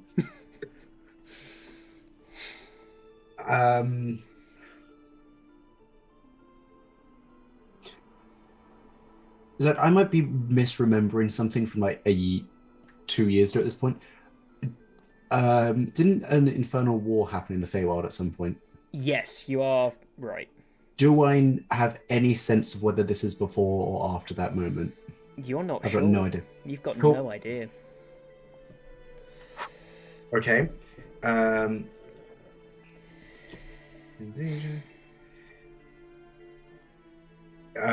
I will actually just yell at Sorin, not expecting to be heard, but what's coming? We'll just say that into the abyss. Pricks up. You watch as her face, the moment you say it, goes like that. You see Sorin looking around, to which she says,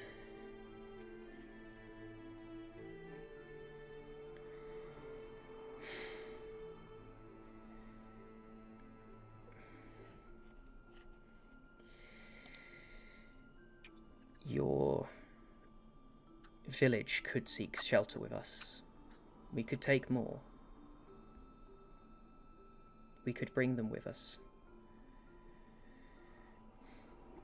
To which the woman replies,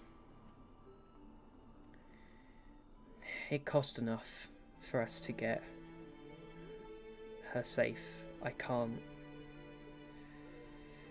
And as long as she's safe, we have to face our fate.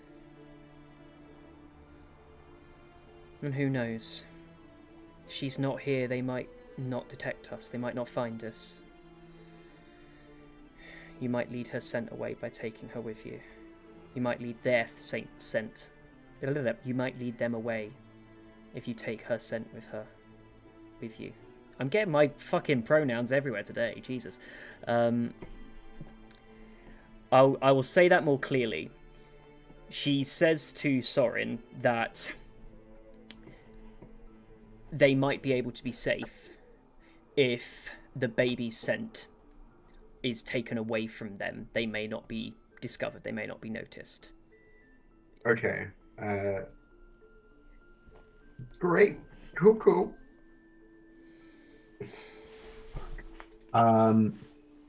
After seeing that Soren showed some sort of recognition to whatever I said, I'm just going to stand behind the parents to try and make it look like they're the ones asking. Mm-hmm. Who's coming for the baby? Again, lifts up. Do the parents show any recognition as well, though? Or do no, the parents don't seem to be recognizing what's going on. And you see that Sorin puts her hand back on her hilt. And as she says, when the consumption comes, we can protect her. It might reach you too, though. It might reach all of us. It depends if the Celestials finish their negotiations. But I'm not one to wait. And I'm sorry that you're cursed with the bad luck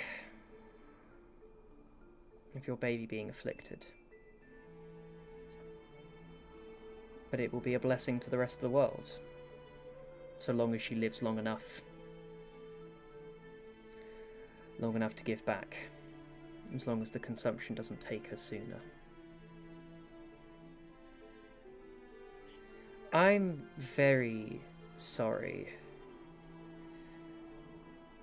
but Darth, I'm going to need to take my leave now. Wait, what was the name she said? Darth. Duff. Was that to the mother or the father? To the father. Cool. I'll ask one of the sisters to come in. I'll come and speak with you before I leave. I just have something to attend to.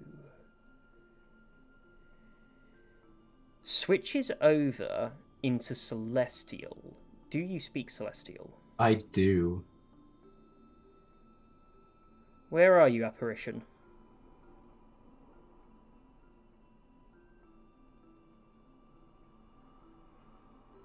Whatever it is, go outside, now. Don't involve them. I mean no harm. I've heard that one before. Opens the door. And as you come out, you see that she's holding the door open and says, in Celestial again, have you left yet? I'm out of the room, but I'm still near you. I mean no harm, I have a question. Closes the door. The moment the door's closed, draws her weapon and readies, and you can watch as she casts a spell through her talisman, and then locks eye contact with you. Oh shit! Okay, cool, fun. And as she does, she drops the talisman and the weapon. Can you see me? And all in Celestial now. I'm not a spirit. I'm not an apparition.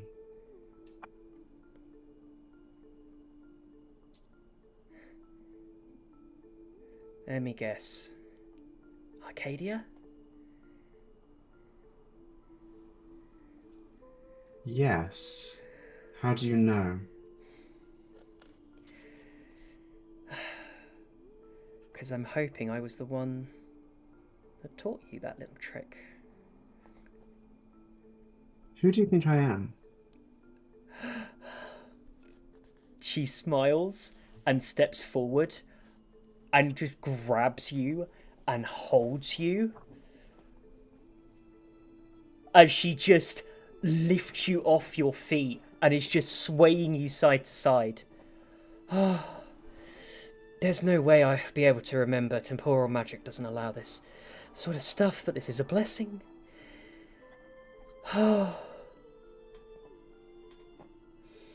Am I the child? Do you say that to her? Yeah. She holds you tight and says, "Oh, I hope so. Oh, I think you are." Then for the question I came into that I need to ask you. What is the consumption? She holds you and you can feel her squeeze even tighter. And I'm fully hugging back because... Yeah. She pops you back down and looks at you and points to it. Oh. And she says, "This, dearie." Wait, to my cursed, fucked up hands? Yep.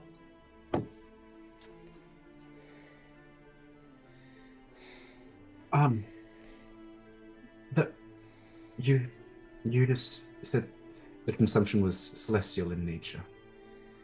No. My sweet Alos, no.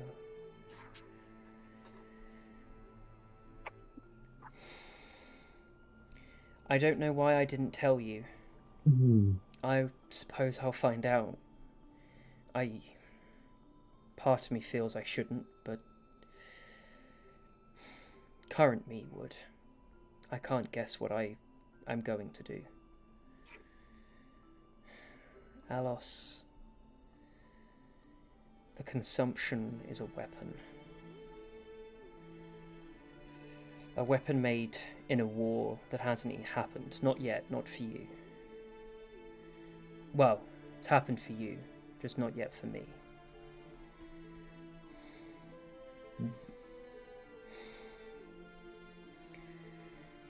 It is a being, an eldritch being from beyond the lossless voids. No one knows what it was when it was found, but that didn't stop what they did to it. They changed it, they warped it, and they created a weapon. It's a weapon that demands a host, a wielder. And it chose you. Then that doesn't make sense. It's okay to feel overwhelmed, confused.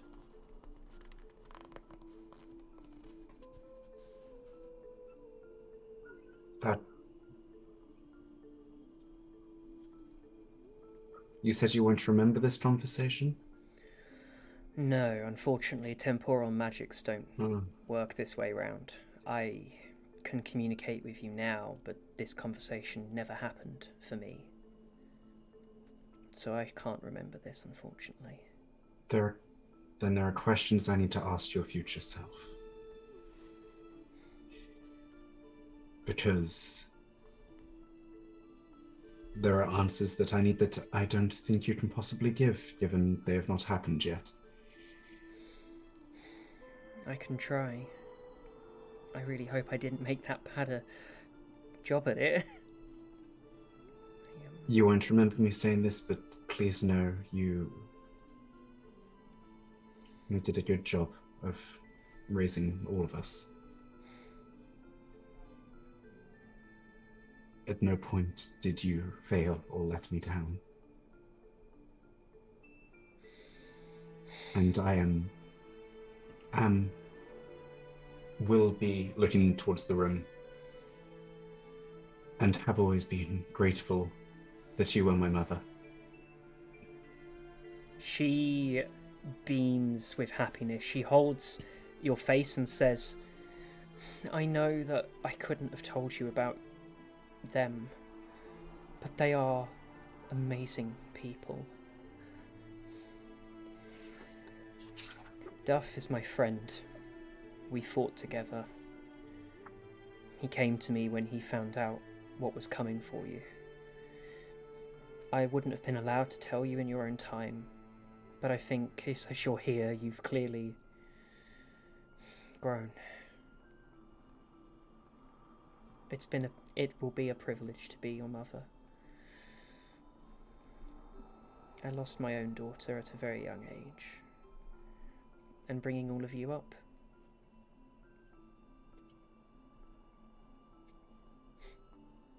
It's all the thanks I need. Just know that they were really good people. They were delightful. This whole family here.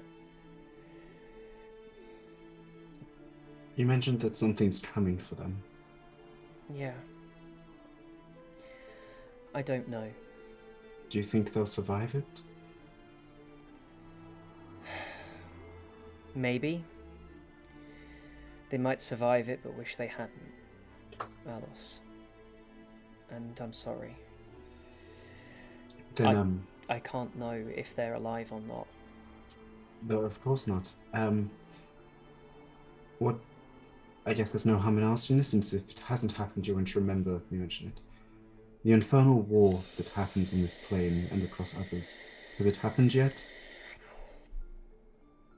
You could see a look of pain on her face as she says, no, that's what we were hoping wasn't going to happen. Question, Zach. For Alice's knowledge outside of this memory, how long ago was that war? That war, in the years of the material plane, ended. So that's not how long it took. It ended 361 years ago. Cool.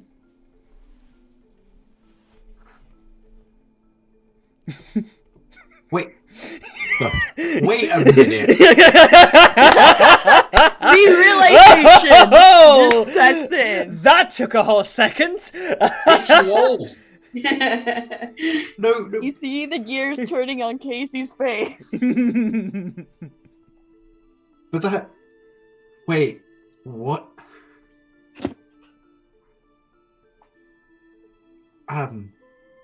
Would I know what, like, the date, like, the year is in the Prime Material at the moment? The year it's dated to the end of the war. It is the year 361. Cool. Yeah, I just kind of zoned out for a moment because... Wow. I have a lot that I need to ask a future version of you. I should probably get going before... Well, I potentially actually affect the temporal timeline, because who knows how much it can reverse. After all, I already shifted it once. I think. And I'll just, like, go and hug her again as hard as I possibly can with a 7 strength. Thank you for everything. No, Alos. Thank you. You are going to be destined for many things. You're going to achieve a lot of them. I don't know how much I will have been allowed to tell you, and I don't know...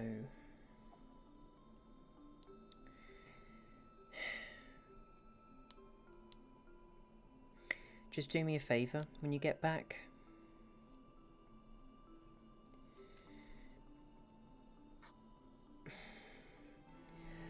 I need you to find an old friend of mine and say hello for me. Of course. I don't know that they'll survive this war, and if their premonitions are to be believed, he doesn't seem to think any of us will.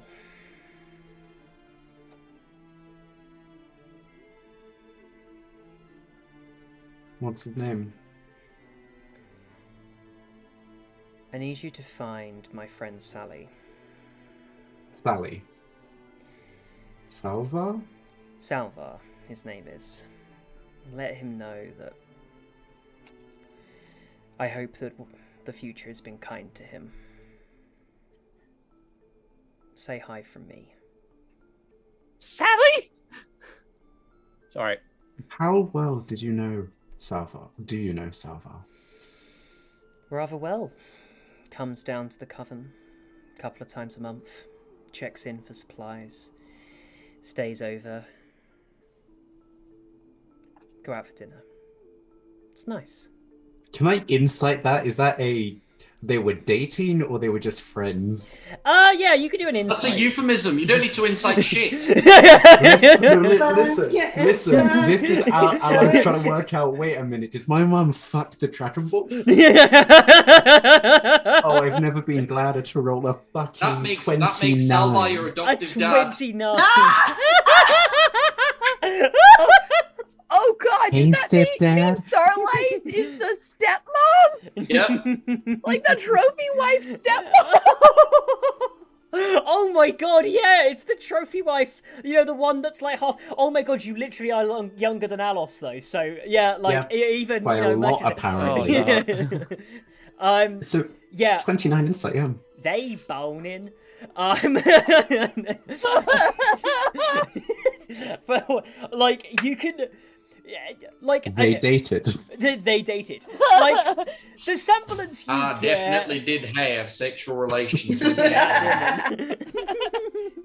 Like, and I'll say as well, like on a 29, your level of insight is quite deep here. You realize like there is an element of it of not just they know each other or they've been dating for a bit. They've known each other a while. Like there is in the biblical sense. In the sense of old lovers who've been together for quite a while, like there is a certain sort of like, oh yeah, I know him. So it's like Dean and Dryad Lady. Kinda, yeah. That blows my theory out the window. Oh, Zach, I know what you did. You twisted it. You twisted it. But anyway, Mother, this may be Well, that a rude explains question to why ask, she's but so disappointed. Mother, how old are you? Well,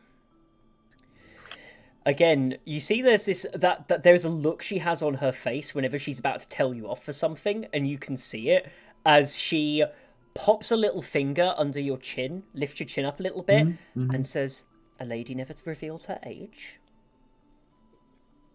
But The reason I must ask is because in my timeline, this is at least 4 centuries ago. For me, it feels like it's been a little over 2 decades. That's why I must ask. you see a look on her face for a second when she says, "And I haven't told you." This is the first I know of any of today's occurrences. Then I fear I must stop before causing you harm. Up until this point, I did not view anything as dangerous. But there are certain ideas that are too dangerous, and this is one of them. I kept you under for all that time, and I don't know why so many years have gone by. Your lifespan is longer, while the consumption is there. But it comes at a price. The consumption does that, it consumes. The more time you spent around your family here, whilst under its influence, was a danger to them as much as the war is. You were safe with us because we could contain it. And I don't know why so much time has gone. But 4 centuries is too long. Longer than even the consumption should give you. I don't know why. But it's bad. You need to go home. I'm sorry. Quickly out of do I know? I know a lot of the rest in this world live a lot longer. How long do orcs typically live? Orcs, as a Fey race, can last a century and a half. So, okay. Yeah, so she's the timeline doesn't match for her either, although she hasn't directly addressed that in speaking to you. How did you live so long? Yes, the consumption. When you say it with that voice, Been it just... consuming something. Dick. Attest to that, Sally. That dragon dick. Sorry, no, I'll stop. I'll stop now. I'll stop. Yeah. Hugging her again, I will find you in the future. Yeah. And I will remind you of this conversation. I hope I remember. I really do. I would wish you luck, but I know that you don't need it.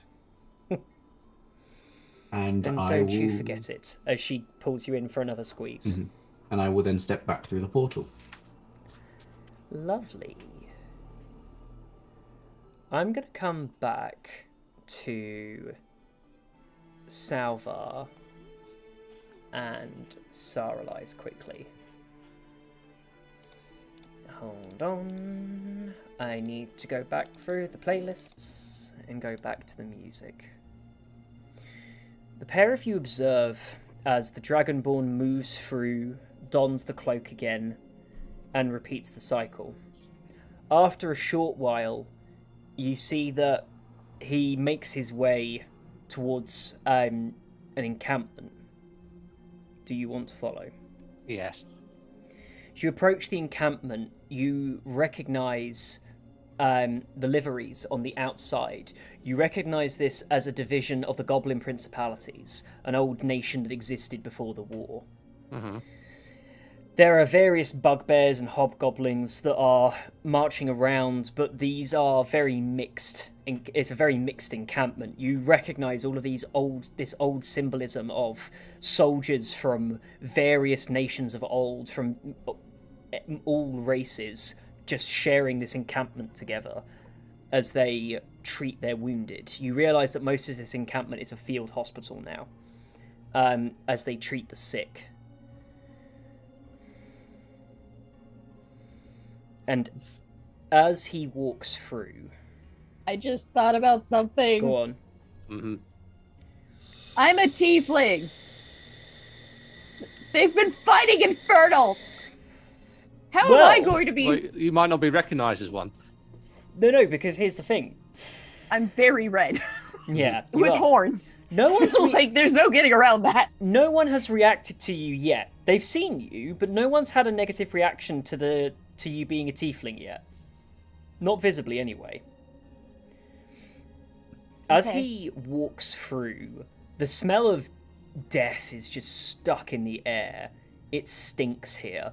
You can see that there are just piles of corpses on the outside of the tent and more being dragged out of people that were dying to either infernal infections or other normal battlefield ailments. As, you know, they start piling their dead on the outside. The mood in this encampment is somber, it's quiet, and it's morbid.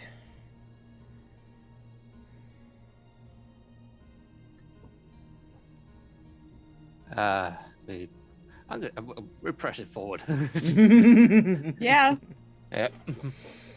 As you follow yourself, heading deeper into the. Oh, so it is me then. Well, yeah, you saw it. We told you already that he looks. I don't know. You said it was me, but I mean, it was like a shorter version. But it's like, hang on, I'm taller. Yeah, it's that's called growing up. Do you want to be a Toys R Us kid? Anyway, you follow the Dragonborn moving through, and as you see Salvar entering, he goes into a tent in the center. You look to see if you should follow after, but he doesn't stay very long. He walks in, you see a flash of light, and then he walks out. Very quickly.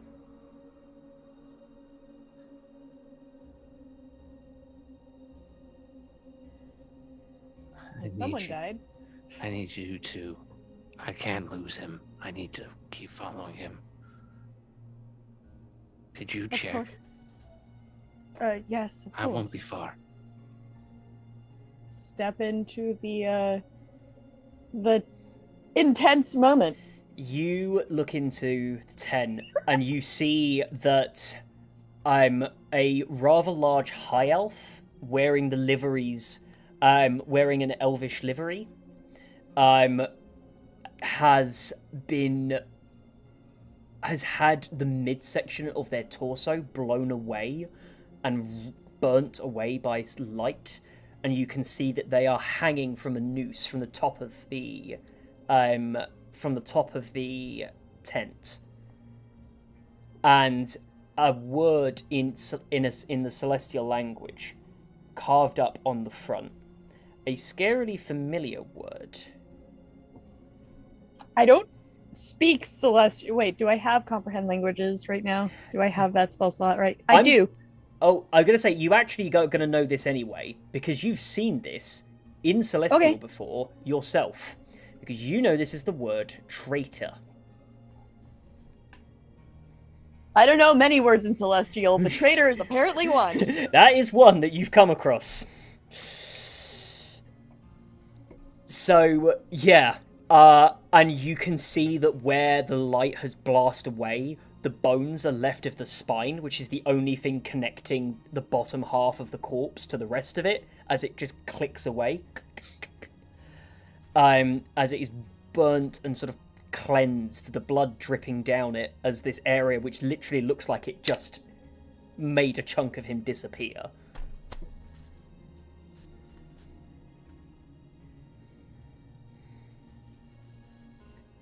I'm gonna roll for stupid shit.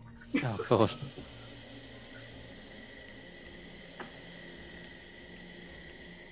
No, I don't do it.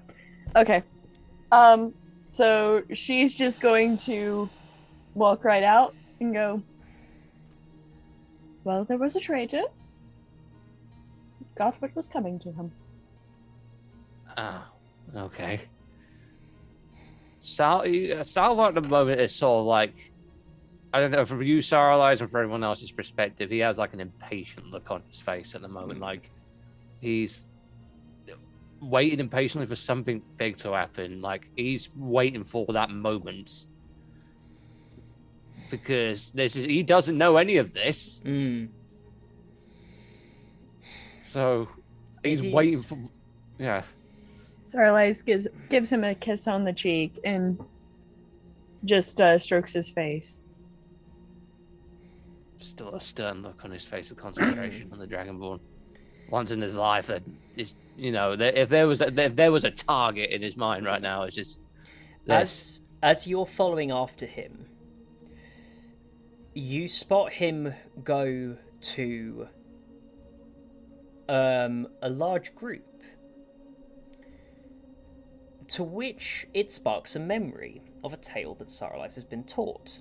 As you see a group of variously coloured tieflings in armour, all together,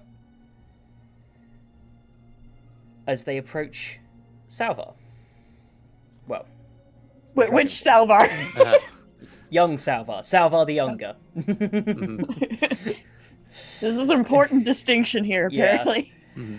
And you see that he speaks with a group of them, and as they're speaking, you recognise these as these are essentially the traitor legions. These are the tieflings that joined the side of the Celestials and the Mortals to fight against the Infernals. That's why they're not looking at me weird. And you can see that a conversation takes place to which one of them tries... You can see that they're trying to relax Salvar the Younger. And you can see that Salvar the Younger is getting rather upset. To which he brushes them away and wanders off through the encampment. And you can see a group of them talking to each other about it. What would you like to do? Follow him, talk to them? I keep following. I have a goal right now. I mean, Starlight could do as she wishes, but I'm just like... Sarlaze is going to stay far enough back that he has space, but also try to listen to the fucking tieflings, because she's just like, I kind of also want to learn about this, but this is important and I need more moral support. The tieflings... He is very much locked in his head. The tieflings are sat chatting, and you can hear them talking about how surprisingly well he took the news. And you miss a couple of sentences, and you can then hear them talking about asking him to join them. Something about him needing company. And then you hear them say, if it is the end, then at least he should have another shot. This isn't fair.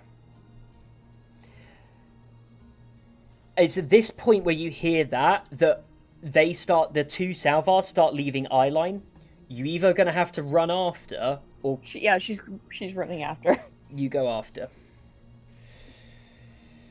Salvar, you watch as your younger self heads into a smaller tent. This one's a squared out tent, and you can't really see what's going on inside, but your younger self stays in there for quite a while. Are you going to go and try and see what's going on?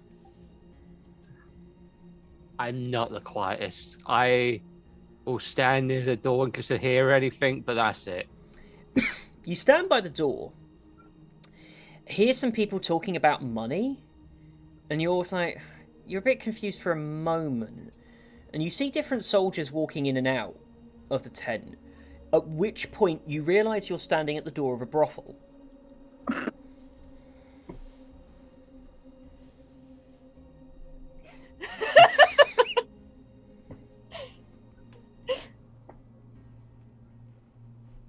I go in.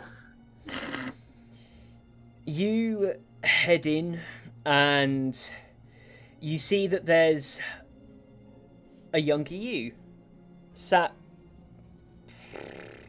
barely 15 feet away with a young tiefling sat on his lap, just talking to him. He's drinking, she's drinking. They're just talking. They're just sat talking. I listen. You can't hear from here. You'd have to get close, and you're in the middle of a brothel. Okay. I observe then. You watch for a little while after one of the ladies at the front starts demanding payment and says, well, you coming in or what? Sarlaze pulls out some coin and puts it in her hand and grabs Salvar by the hand and just saunters in, tail flicking behind her, and she's got this shit-eating grin on her face. You take Salvar in and you listen in to their conversation. You're trying to... Both of you give me a stealth roll to make it not obvious that you're listening.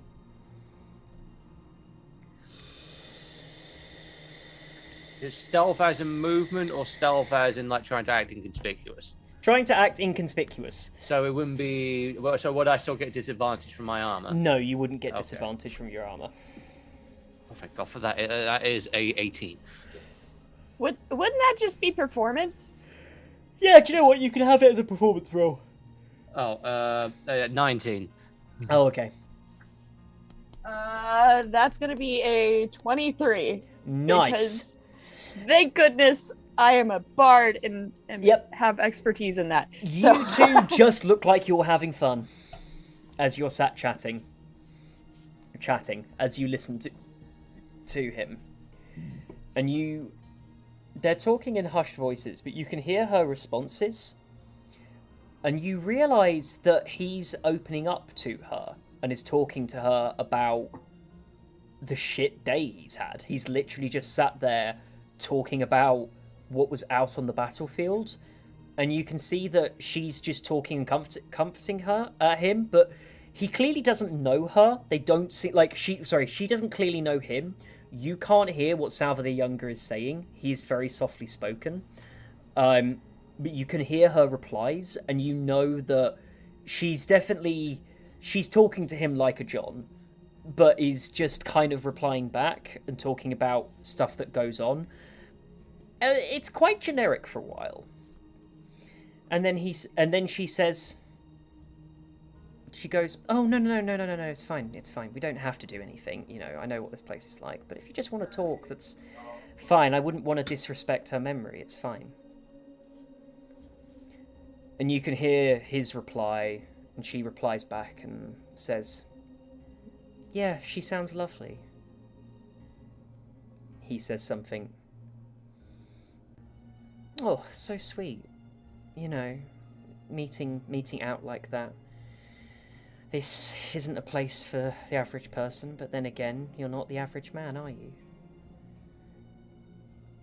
You hear him talking and replying, goes on for a little while, seems to be telling some sort of story. She smiles and has that kind of reserved, like, you're still sad, but you are telling a funny story, so I'm smiling, but, like, it's a sad, funny story. As she just sort of smiles, and you hear her then say again and says, "I lost my father too in the early days. They're all gone now. But just because they're gone doesn't mean it's over." To which he says something that offends her, because you watch as her face kind of recoils back to Salva the Younger's face, his reply to that, and says, "Right, come on, there's no need for that." He mumbles something, and she goes, "That's better. Don't need any of that kind of talk in here." They then seem to move the topic on. And again, they seem to be talking about, she talks to him about a memory she has going out hunting with her father. And at the end of the conversation, you see that she looks at him and says, "So what are you going to do then?" He replies, and she says,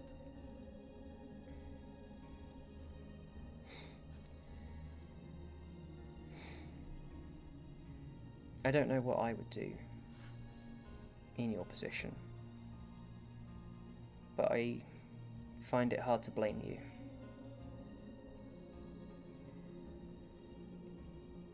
You do what you have to. It's the way of the world now."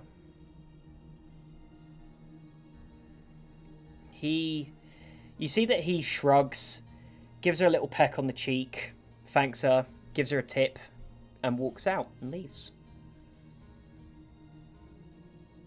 What is this? You're muted. It appears to be your past, love. No, this is a lie. I follow after him. Just... Sarlace follows. You go to follow after him, and you can see that there's a commotion in the camp. He stops, and you see the soldiers look back and call out, pointing at the younger Dragonborn, saying, "There he is! Arrest him!" As they all turn to start charging after him, and he turns and just fucking pegs it out of the camp. How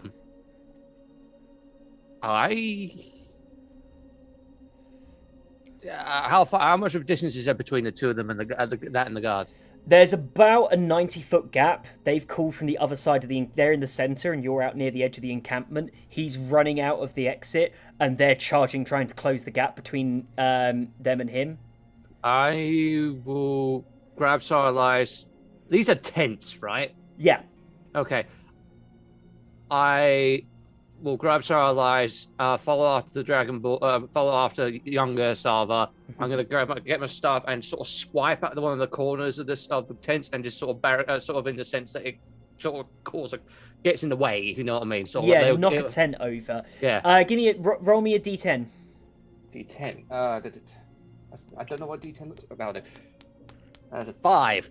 Nice. You knock it over. It's the same brothel tent. It collapses immediately, and you see all these people that start falling out of it, and there's a massive ruckus, and the guards trying to get over this collapsed tent. Hey, book it after. I was sorry, I'll book it after him. He turns. I need both of you to give me wisdom saving throws, please. Wisdom saving throws. Jesus. Okay. What is my? I have a +8 to mine. That is a 16. 13. Oh shit. So you watch as Salva the Younger turns back and said, "I did what I had to!" Boomf! And casts a spell back at the two of you. He casts Banishment. Saralai's clicks away. Salvar meets it, beats it. You have saved on the DC. I recognize this spell, right? Yeah, immediately. Okay, so just to clarify, note to the fact she can only go out from the plane that she comes into, so I know she won't go back to her plane. No, she wouldn't go back to her plane. Right. Okay. So, but you don't know where it would have sent her, but you know it wouldn't be back to Balibran. Yeah. So, but it would be not here, right? Definitely not here. Just back outside the portal. Yeah. Like, yeah.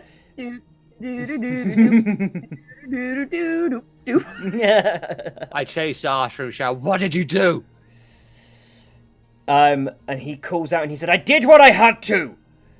I stopped the saboteur." And again, he's very softly spoken. Hearing him get gruffer with you is the first you've heard of it so far. I keep chasing him. He's going to cast back another spell. I need another wisdom saving throw. As he shouts, "I don't want to hurt you!" 22. You save against it. What did you do? What did you do to us? He turns round, stops, holds the staff towards you, and he says, "Who's us? There is no us anymore. There is nobody, there is nothing in this world." What did you do to us? Why can't I remember? Remember what? Who the shit are you? I'm you! Okay.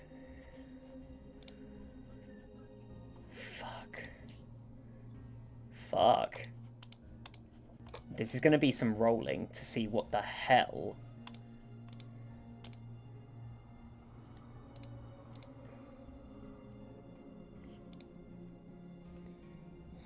He looks at you. He raises his staff. He casts a spell for it. And you can see that this arcane energy goes through his body as he looks at you. Releases the spell. Well, fuck.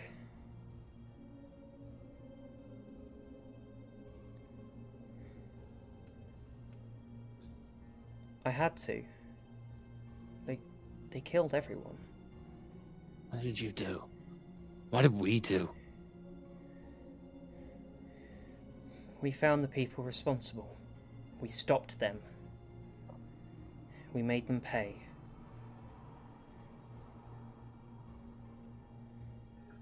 For this whole sick mess. For for everything they did. Hasn't happened to you yet, has it? Because you don't remember her. How can't... You look so old, but you hold none of my memories. What is wrong with you? I woke up here. Everything around me was dead, and I was told to look after everything, to preserve everything. And then one day I was told to leave. I was told to find life.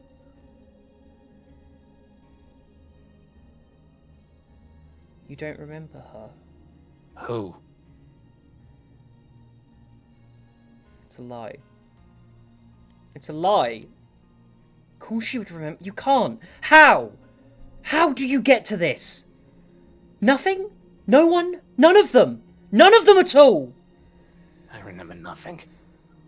And to be honest with you, I don't even know if I want to remember. Seeing the person Oh, this is a sick fucking joke. Look at you. Look at you. You stood for something. I stood for everything. I stood for them. You stand for nothing. You are nothing. You disgust me. No. No, I'm not the disgusting one, you are. I know in my heart that this is not me. And I'm glad that you died. You see, as a look of resignation. At least I did die. At least the curse is over. At least it's all over. And that it does end. Go, please. I don't know where you are, but you don't have this, and that's better. Just go. I want my answers, and I am not leaving till I get them. I have none for you. Like I told you when you came over, there are no answers in this world. There's death.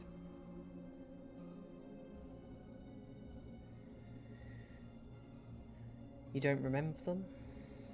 Fuck it. Mum? Dad?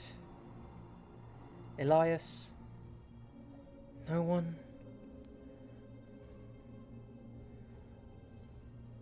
That was your life, not mine. The only thing I care about right now is that your life is now affecting mine. Your name is affecting mine. Your life is taking away that around me. How? I thought I'm supposed to be dead. I'm you. Just thought you said you weren't. So which is it? Am I you or aren't I? Are you gonna own it or what?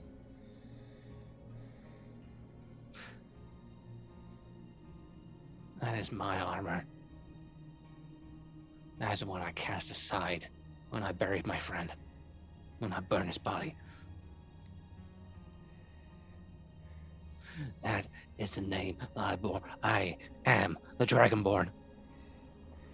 But you... I'm not you.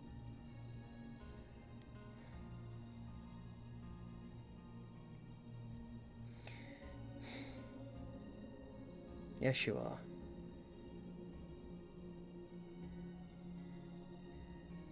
No. Because I found life. Like I said. When you lose your girl again, come say hello. You'll remember me pretty quickly.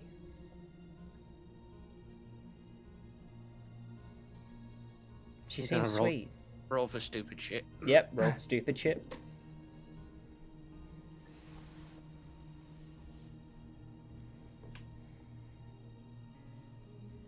You say... never mind. No, Oh, go on, I want the stupid shit now. Give me stupid shit. I'm going to attack him. Rolls a hit. What are you hitting him with? I am hitting him with Blight. Damn. I'm getting in there. Ow. Ouch. Also, this is the past and nothing changes. So you attacking yourself is not going to do anything to past you. This is just to get your frustrations out. Yeah, really, this is just me taking it. This is me not trying to. Actually, no, I'm not going to do Blight. I'm just going to punch him. Fuck it, no. Nice. Okay, we're getting in a nice solid punch. That's how we like it. This is called Therapy Salvar Edition. So, what did you get? I hit an 18 to hit. 18 hits. Okay, and it's just for unarmed attacks. That's going to be a straight 3 points of damage. Yep. Don't get me wrong. She seems sweet and all. And so was my girl. And you were a fuck-up then at trying to keep the people you cared about safe. Don't see how that changes. I punch him again. Roll to hit. Natural 20. Nice. So that's 6 damage. Yeah. You like get him right underneath. Like you catch him right on the weak of his jaw. He falls back onto the ground, and you just hear him sigh and say, "You know, we've looked after a lot of people who've done horrid things to themselves before, but this takes self-harm to a brand new route." Stop it.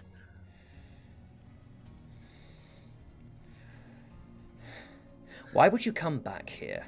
Because I wanted answers. And I'm giving them to you, and you don't want them. I don't know who you are. And you don't seem to know who I am either. Is there anything moving in the background? Are you going to look? It's just a passive. I'm not going to actively look. It's just like, no. Yeah, you're very focused in what's happening right now. You would have to put some effort into looking around.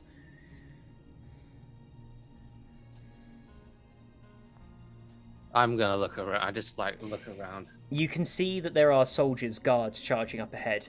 Yes, quickly, Lewis, you're right. Because Salvar hit himself twice, does Salvar casting banishment need to make 2 saves?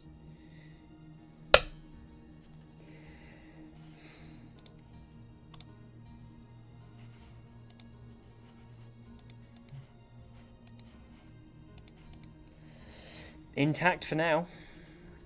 Damn it. he did start off with what's it called? The Warcaster thing. So yeah, they're off the bat. I'm rolling to see if there's anything around us. And that is a perception check. So that is 16. 12 plus 4. You can see that the guards are still trying to come from the camp. You've got a bit of time, but not long. They can still see where you are. Why did I lose my memory? Why can't I remember? I don't know. I never asked for this. Any of it. I don't know who cleared your memory. To be honest, at this point, I wonder if we did it ourselves.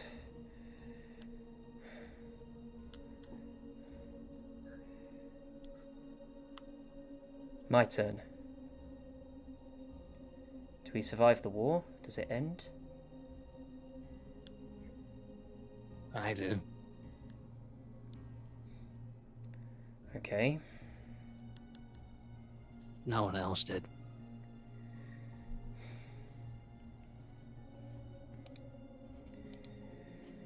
And you still keep going?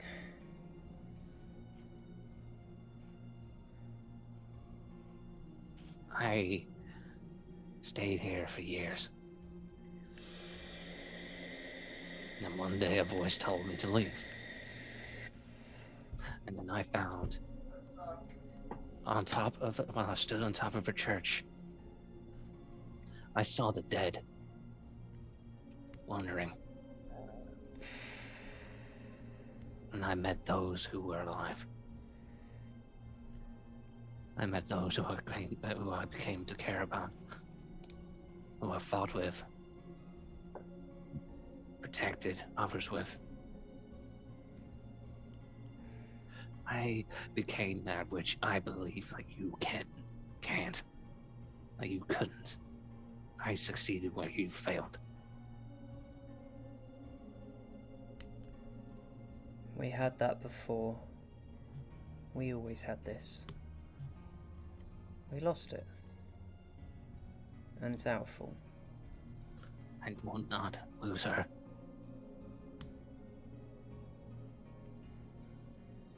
I will not lose her.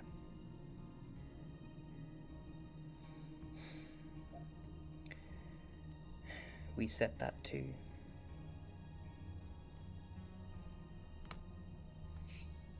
We fought like hell. We did our best. It wasn't enough. Maybe this time it will be. Who knows? Did you kill him? Kill who? Arwen.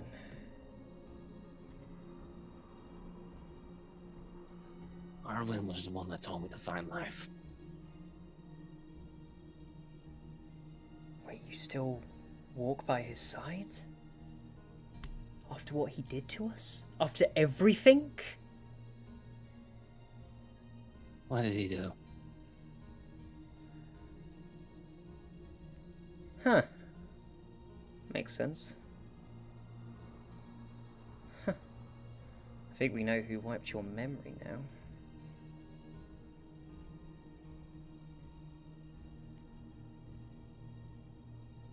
This war, everything, it was his transgression. He called it. He started it.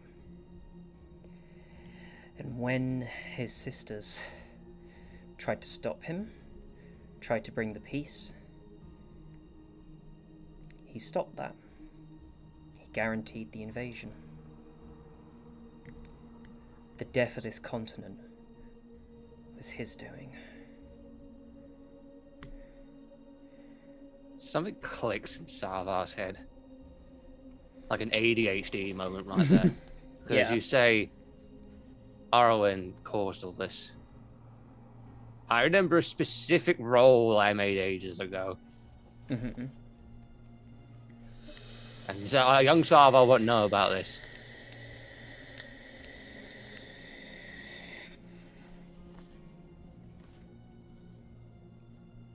Wayne.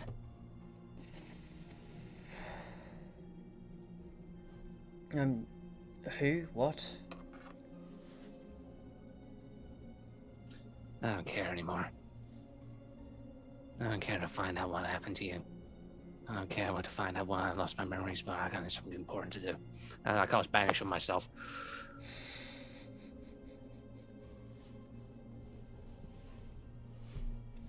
Okay. We get to loop around to the consequences of that action next session, but because I'm going to move over to the next group, because I want to come back to Ewan and Buller. Hi. Where are Ewan and Buller as we... Well, no, I know where you are. Sorry, let me rephrase that. Where is your head? As you're literally walking in on the grave, right? Where are you guys at? Bulla walks in and like essentially walking into a river. Just kind of like confused look, but then kind of looks around and goes, it's seeing probably like some of the smoke still in the sky from the pyre of when we burn Ewan's body. Yeah. She goes, oh. It seems that as soon as I said goodbye, you were back. Hold on. on, sorry, I've got to put I've got another song, hold on. And remove that. You look out, and you recognize the area looks darker. You see the ash is no longer falling, but has started to settle in Windermere. And as you both stand there, still and motionless, you see the sun quickly moving through the sky, realizing you're watching this at a very, very fast speed. It comes to night. The night passes in seconds as it comes to day, to night, to day, and then early morning, it stops. And you see 4 people walking along the horizon towards you. You see 4 dryads marching through the ash. As they come closer, you see that one of them is holding this stone that they're moving around, which is a changing light level.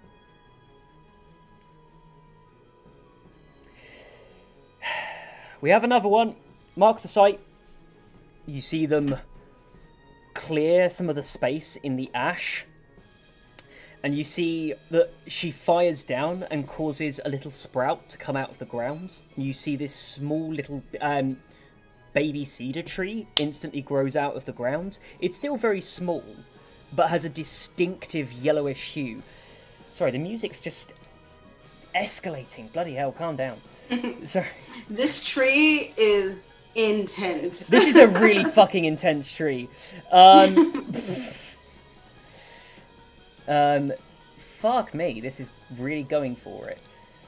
Let's do a resurrection thing. I'm going to put it to this one. This one's a little bit better. It's quite a bit less intense. It's at this point you see that they march on forward, and as they cross the tree line, it speeds up to later in the day, and then you see a hand, bony, brittle, pushes its way through the soil and drags itself along the shore, the bank of the shore. It reforms partially. You see a very familiar shovel. It grabs the shovel as it pulls itself up, pushes the shovel into the ground, and you watch as it uses that as leverage to drag itself up. Zach, I need you to check Discord. Sorry, can I? Fuck, I haven't opened Discord in forever. Sorry, yes, so you watch as this hand pulls through.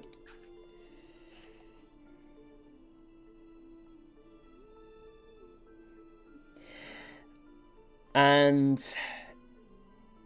out comes a partially formed Wayne. You watch as the last bones and bits crick together. And you realise that the whole time the eyes were open, they were closed, I mean, and you just watch as Wayne goes, seeming to wake up from a trance, looks around, looking confused. And I'm actually going to go over to Lewis here. Lewis, What does Wayne do? What do you and Buller see Wayne doing on that first second of coming to? It's not even looking at himself. He's looking around for his party. Because in that exact moment, everything that transpired before him dying and that moment, he doesn't remember. So he's kind of just going straight from, he just got up. So he's looking around for people. And as Wayne does, I'm actually going to get you to come in as Wayne now, for what the two of you, for what you and Nimbula see, because you watch Wayne's body snarl and goes, "What is this?" It moves back to Wayne. Oh, I see. What do you mean, I see? Where are we? What did you do? The face switches back to the side. I saved Kaylee. I spited you. Snaps back. As you say again, it snaps back. Nobody does that and gets away with it! I am stuck in here! Well, it seems like I got away with it then, doesn't it? No, it doesn't! You are stuck here with me! I am not stuck with you, boy! Well, I appear to have function. I appear to be able to move. As this is happening, you're watching Wayne is speaking every part of this, so you're watching Wayne's head move from side to side as Wayne talks to himself in these two voices. This is a bit fucking heinous, isn't it? Yeah. I promise you now, you can keep me in here as long as you like, but I will come back stronger than ever. You cannot stop me. I will torture every living moment that you have. Do you hear me? The thing about torture is designed to inflict pain, fear, anguish. All of these things are ultimately emotional. If I'm devoid of emotion, all you can do is scream. And if I'm the only one who can hear you scream, you get no reaction from me. There is... You, by sheer rights, created your own perfect prison. And yes, I might not know the means of stopping you. But if my friends have anything to say about it, they could stop you again. And you haven't got a trapped little girl to retreat into this time.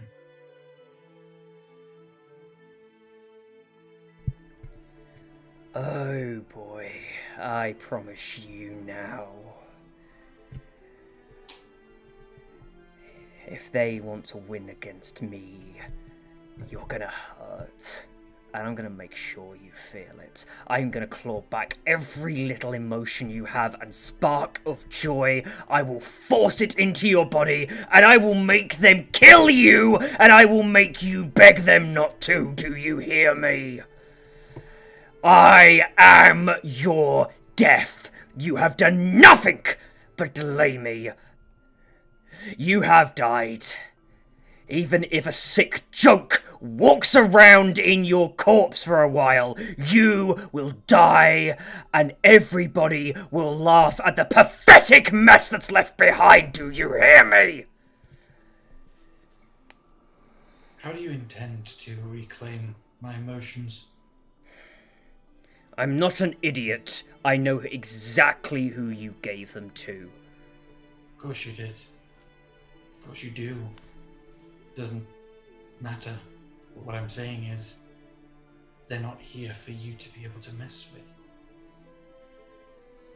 Then I will make you do it. I will overpower you. You will hurt them. I will make you watch her die. I promise you that now. And I'll make sure it's your hand that does it. You can go back to your little friends and get your help, but you're doing nothing. Walk away from them and save them. If I'm in a prison, keep me here. But you go back to them, I get free. And I'll make you do things. And yet, I still retain my memories, and ultimately, you gave yourself away. Because you started off by saying that you will escape from this prison either way. You'll escape from this prison more powerful than before. It's only a matter of time. So I'm damned if I do and I'm damned if I don't, which means I'm going to find my friends and they're going to put a stop to you.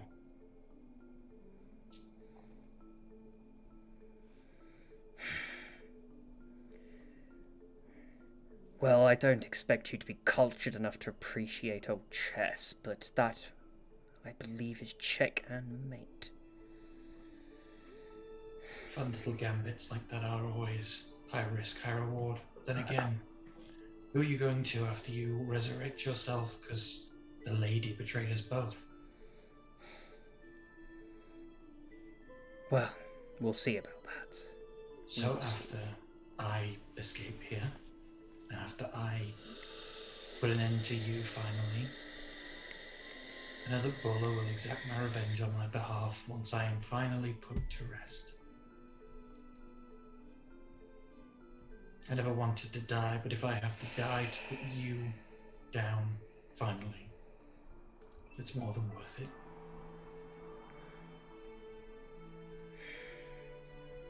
Well, we shall see then. We shall see.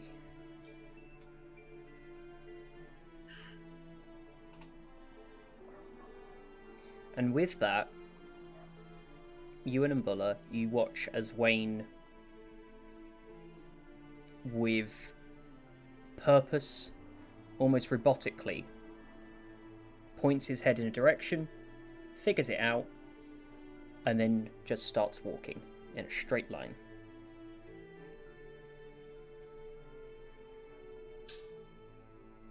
Bola's just gonna grab Ewan's hand.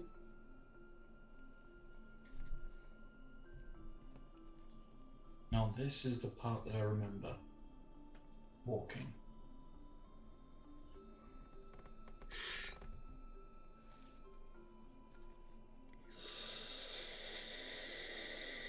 I walked for 2 weeks to come home to you.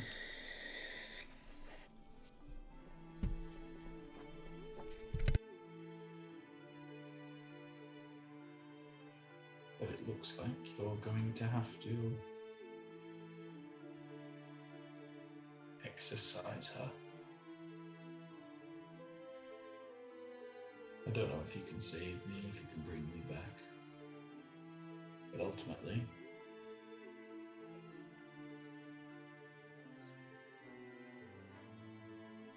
I will bring you back.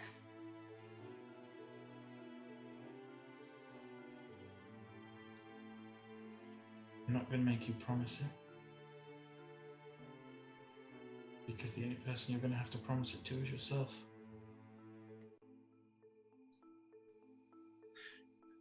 Killed her once before, right? Apparently not if she's stuck inside me. Which is a really weird thing to think about. Like, I've had people inside me before, but this is very permanent.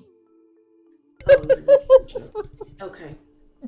You're making a joke. Yeah, I'm trying to make light of a situation that, honestly, looking at it, is fucked. Real fucked, honestly. Okay. Well, hopefully that gives some clarity. Maybe a little closure.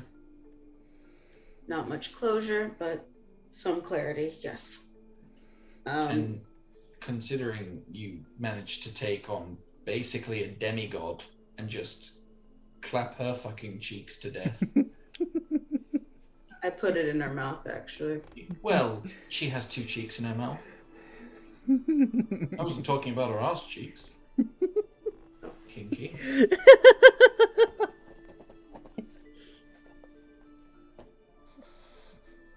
I'm muting myself.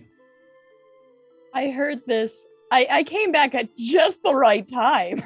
They're great. I love this so much. Hold on. I am sorry. And I miss you.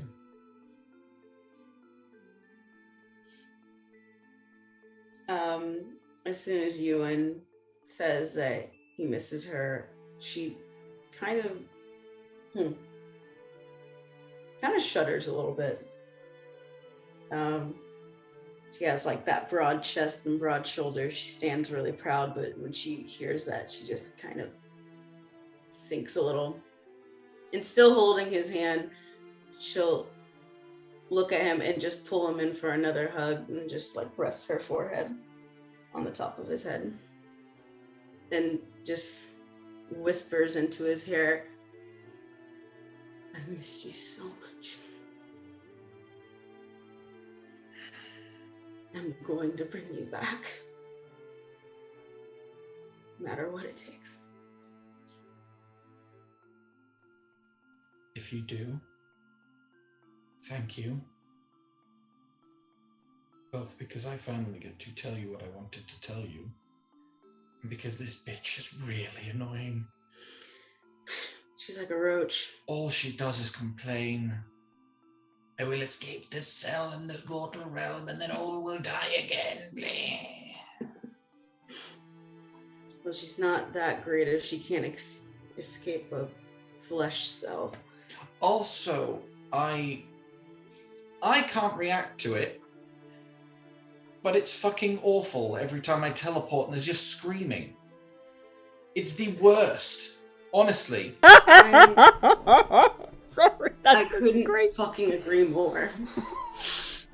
You really gotta stop doing it. And then there's all the other shit that happens, and honestly, I'm sat looking at it going, 1, that's not cool, that's just fucking cringy, and 2, oh my god, get a life, you emo fuck. You were always really emo, though.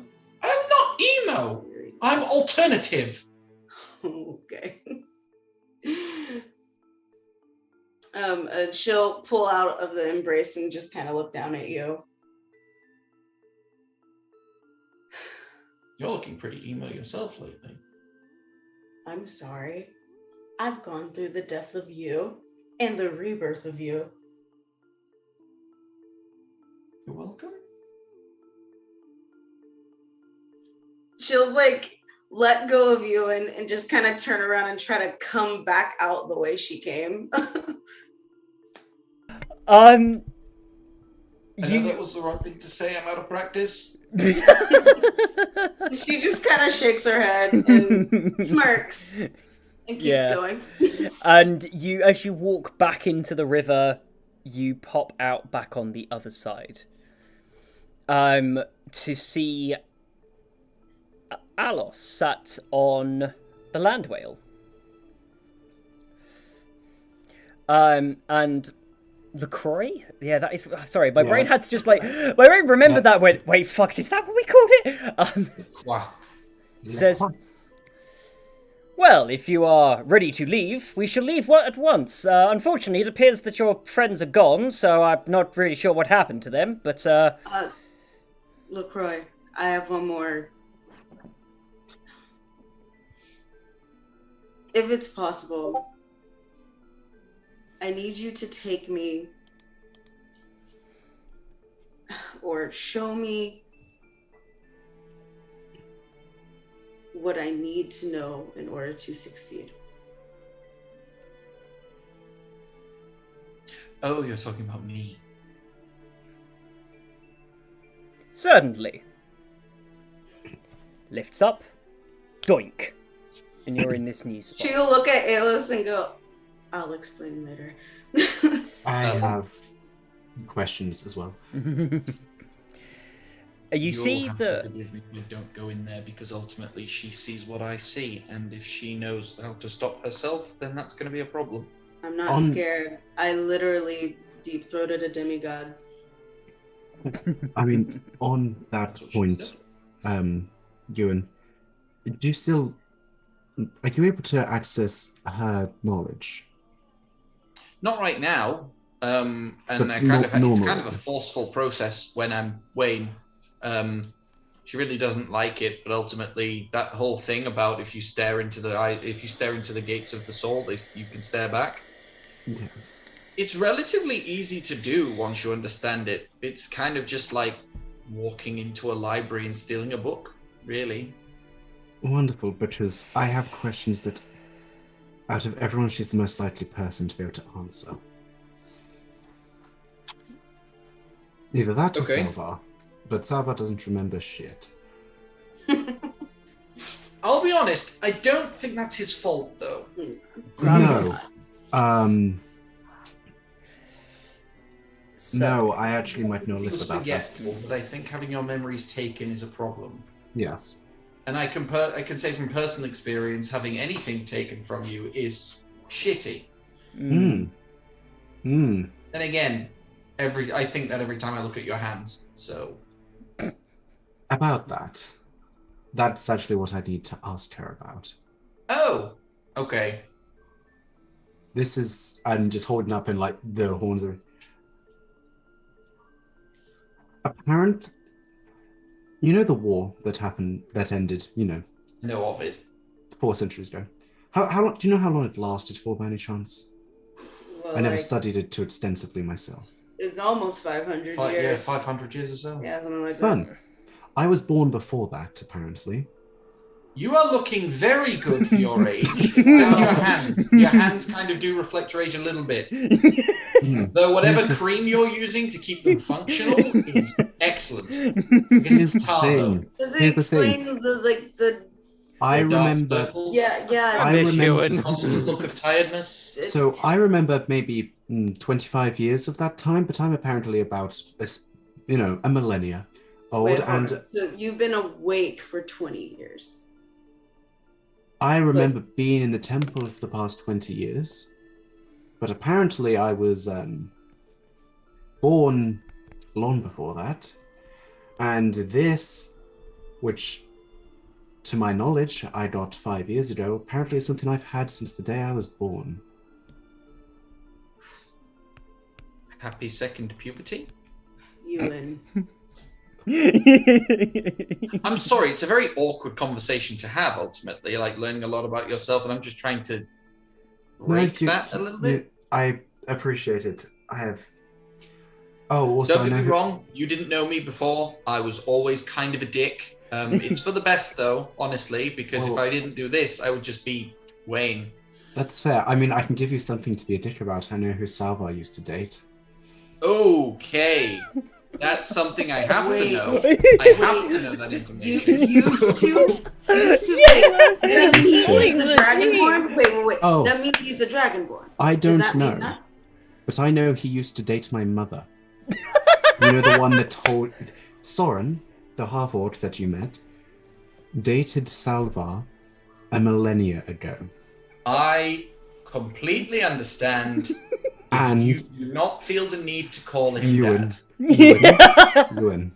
Bulla will smack you right in the forehead for that. Ewan. But like still have She the cat from Puss in Sally. Boots like, ooh, Ewan. look like. She called him Sally. Okay, she's gonna die. Like, has not laughed like that in months. Like, crying. Like, yeah. Oh, that's wait, like.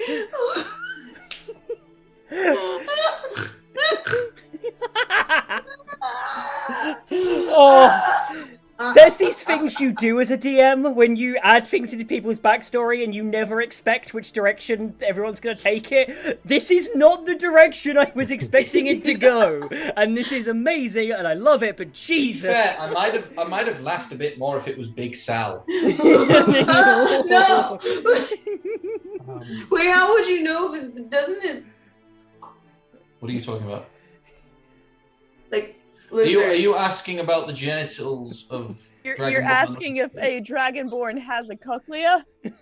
Right, I'm pretty certain that it doesn't matter what it is. When it's out, it's out. Right. Sure, but like... He might very much definitely be a well, no, actually, in a very, very interesting sense, he's a shower in the sense of there's nothing there until he shows it.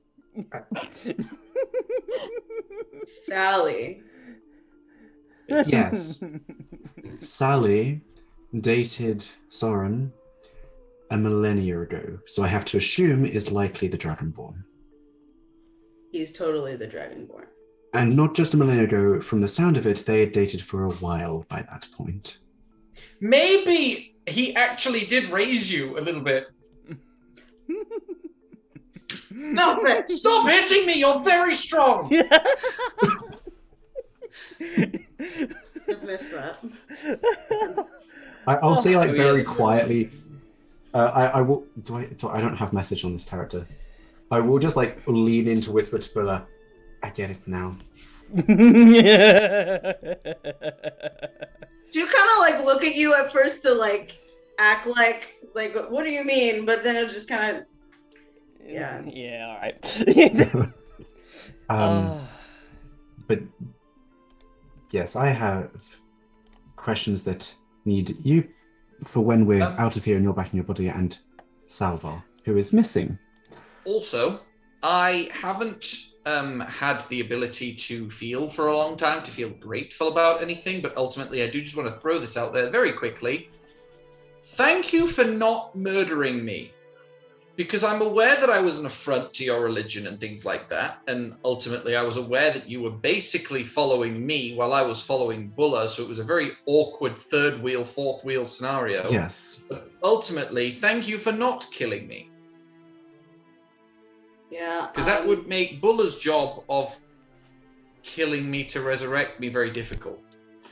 I can imagine so, and honestly, you can thank Bulla for why I didn't. She told me what you did. What? You mean about Rayleigh, or? I mean, everyone knows there's a fucking statue. Oh yeah, they made my nose too small. When she looks away, by the way, Ewan like jumps up and kisses her on the cheek. Thank you for saving me again. You just see this mountain of a woman just freeze. Just straight up freeze. We'll reach out their hand and just... I may not get the chance to meet you again for a while, depending on how long everything takes. So it is a pleasure to meet you, Ewan. Properly this time. And you, Alos. Right? LaCroix, please. Take us to Salvar, because apparently... No, I need to go somewhere first. Remember, LaCroix? Oh, wait, that's right. You can't find Salvar. I forgot. Yes. Salvar where the fuck is Salvar? Are missing, apparently. Missing? They went, I already asked about this. They went into their portal, and they never came back out. Did they pull their emergency brake, or their emergency exit button that they have? What, the weird not Send going you through to the a pocket dimension thing? Not going through the Feywild, but like just... Do you mean banishment? Yeah, Probably. that it had to be... That could... The Sana's thing. So they're both from the Prime Materia plane, correct? Well,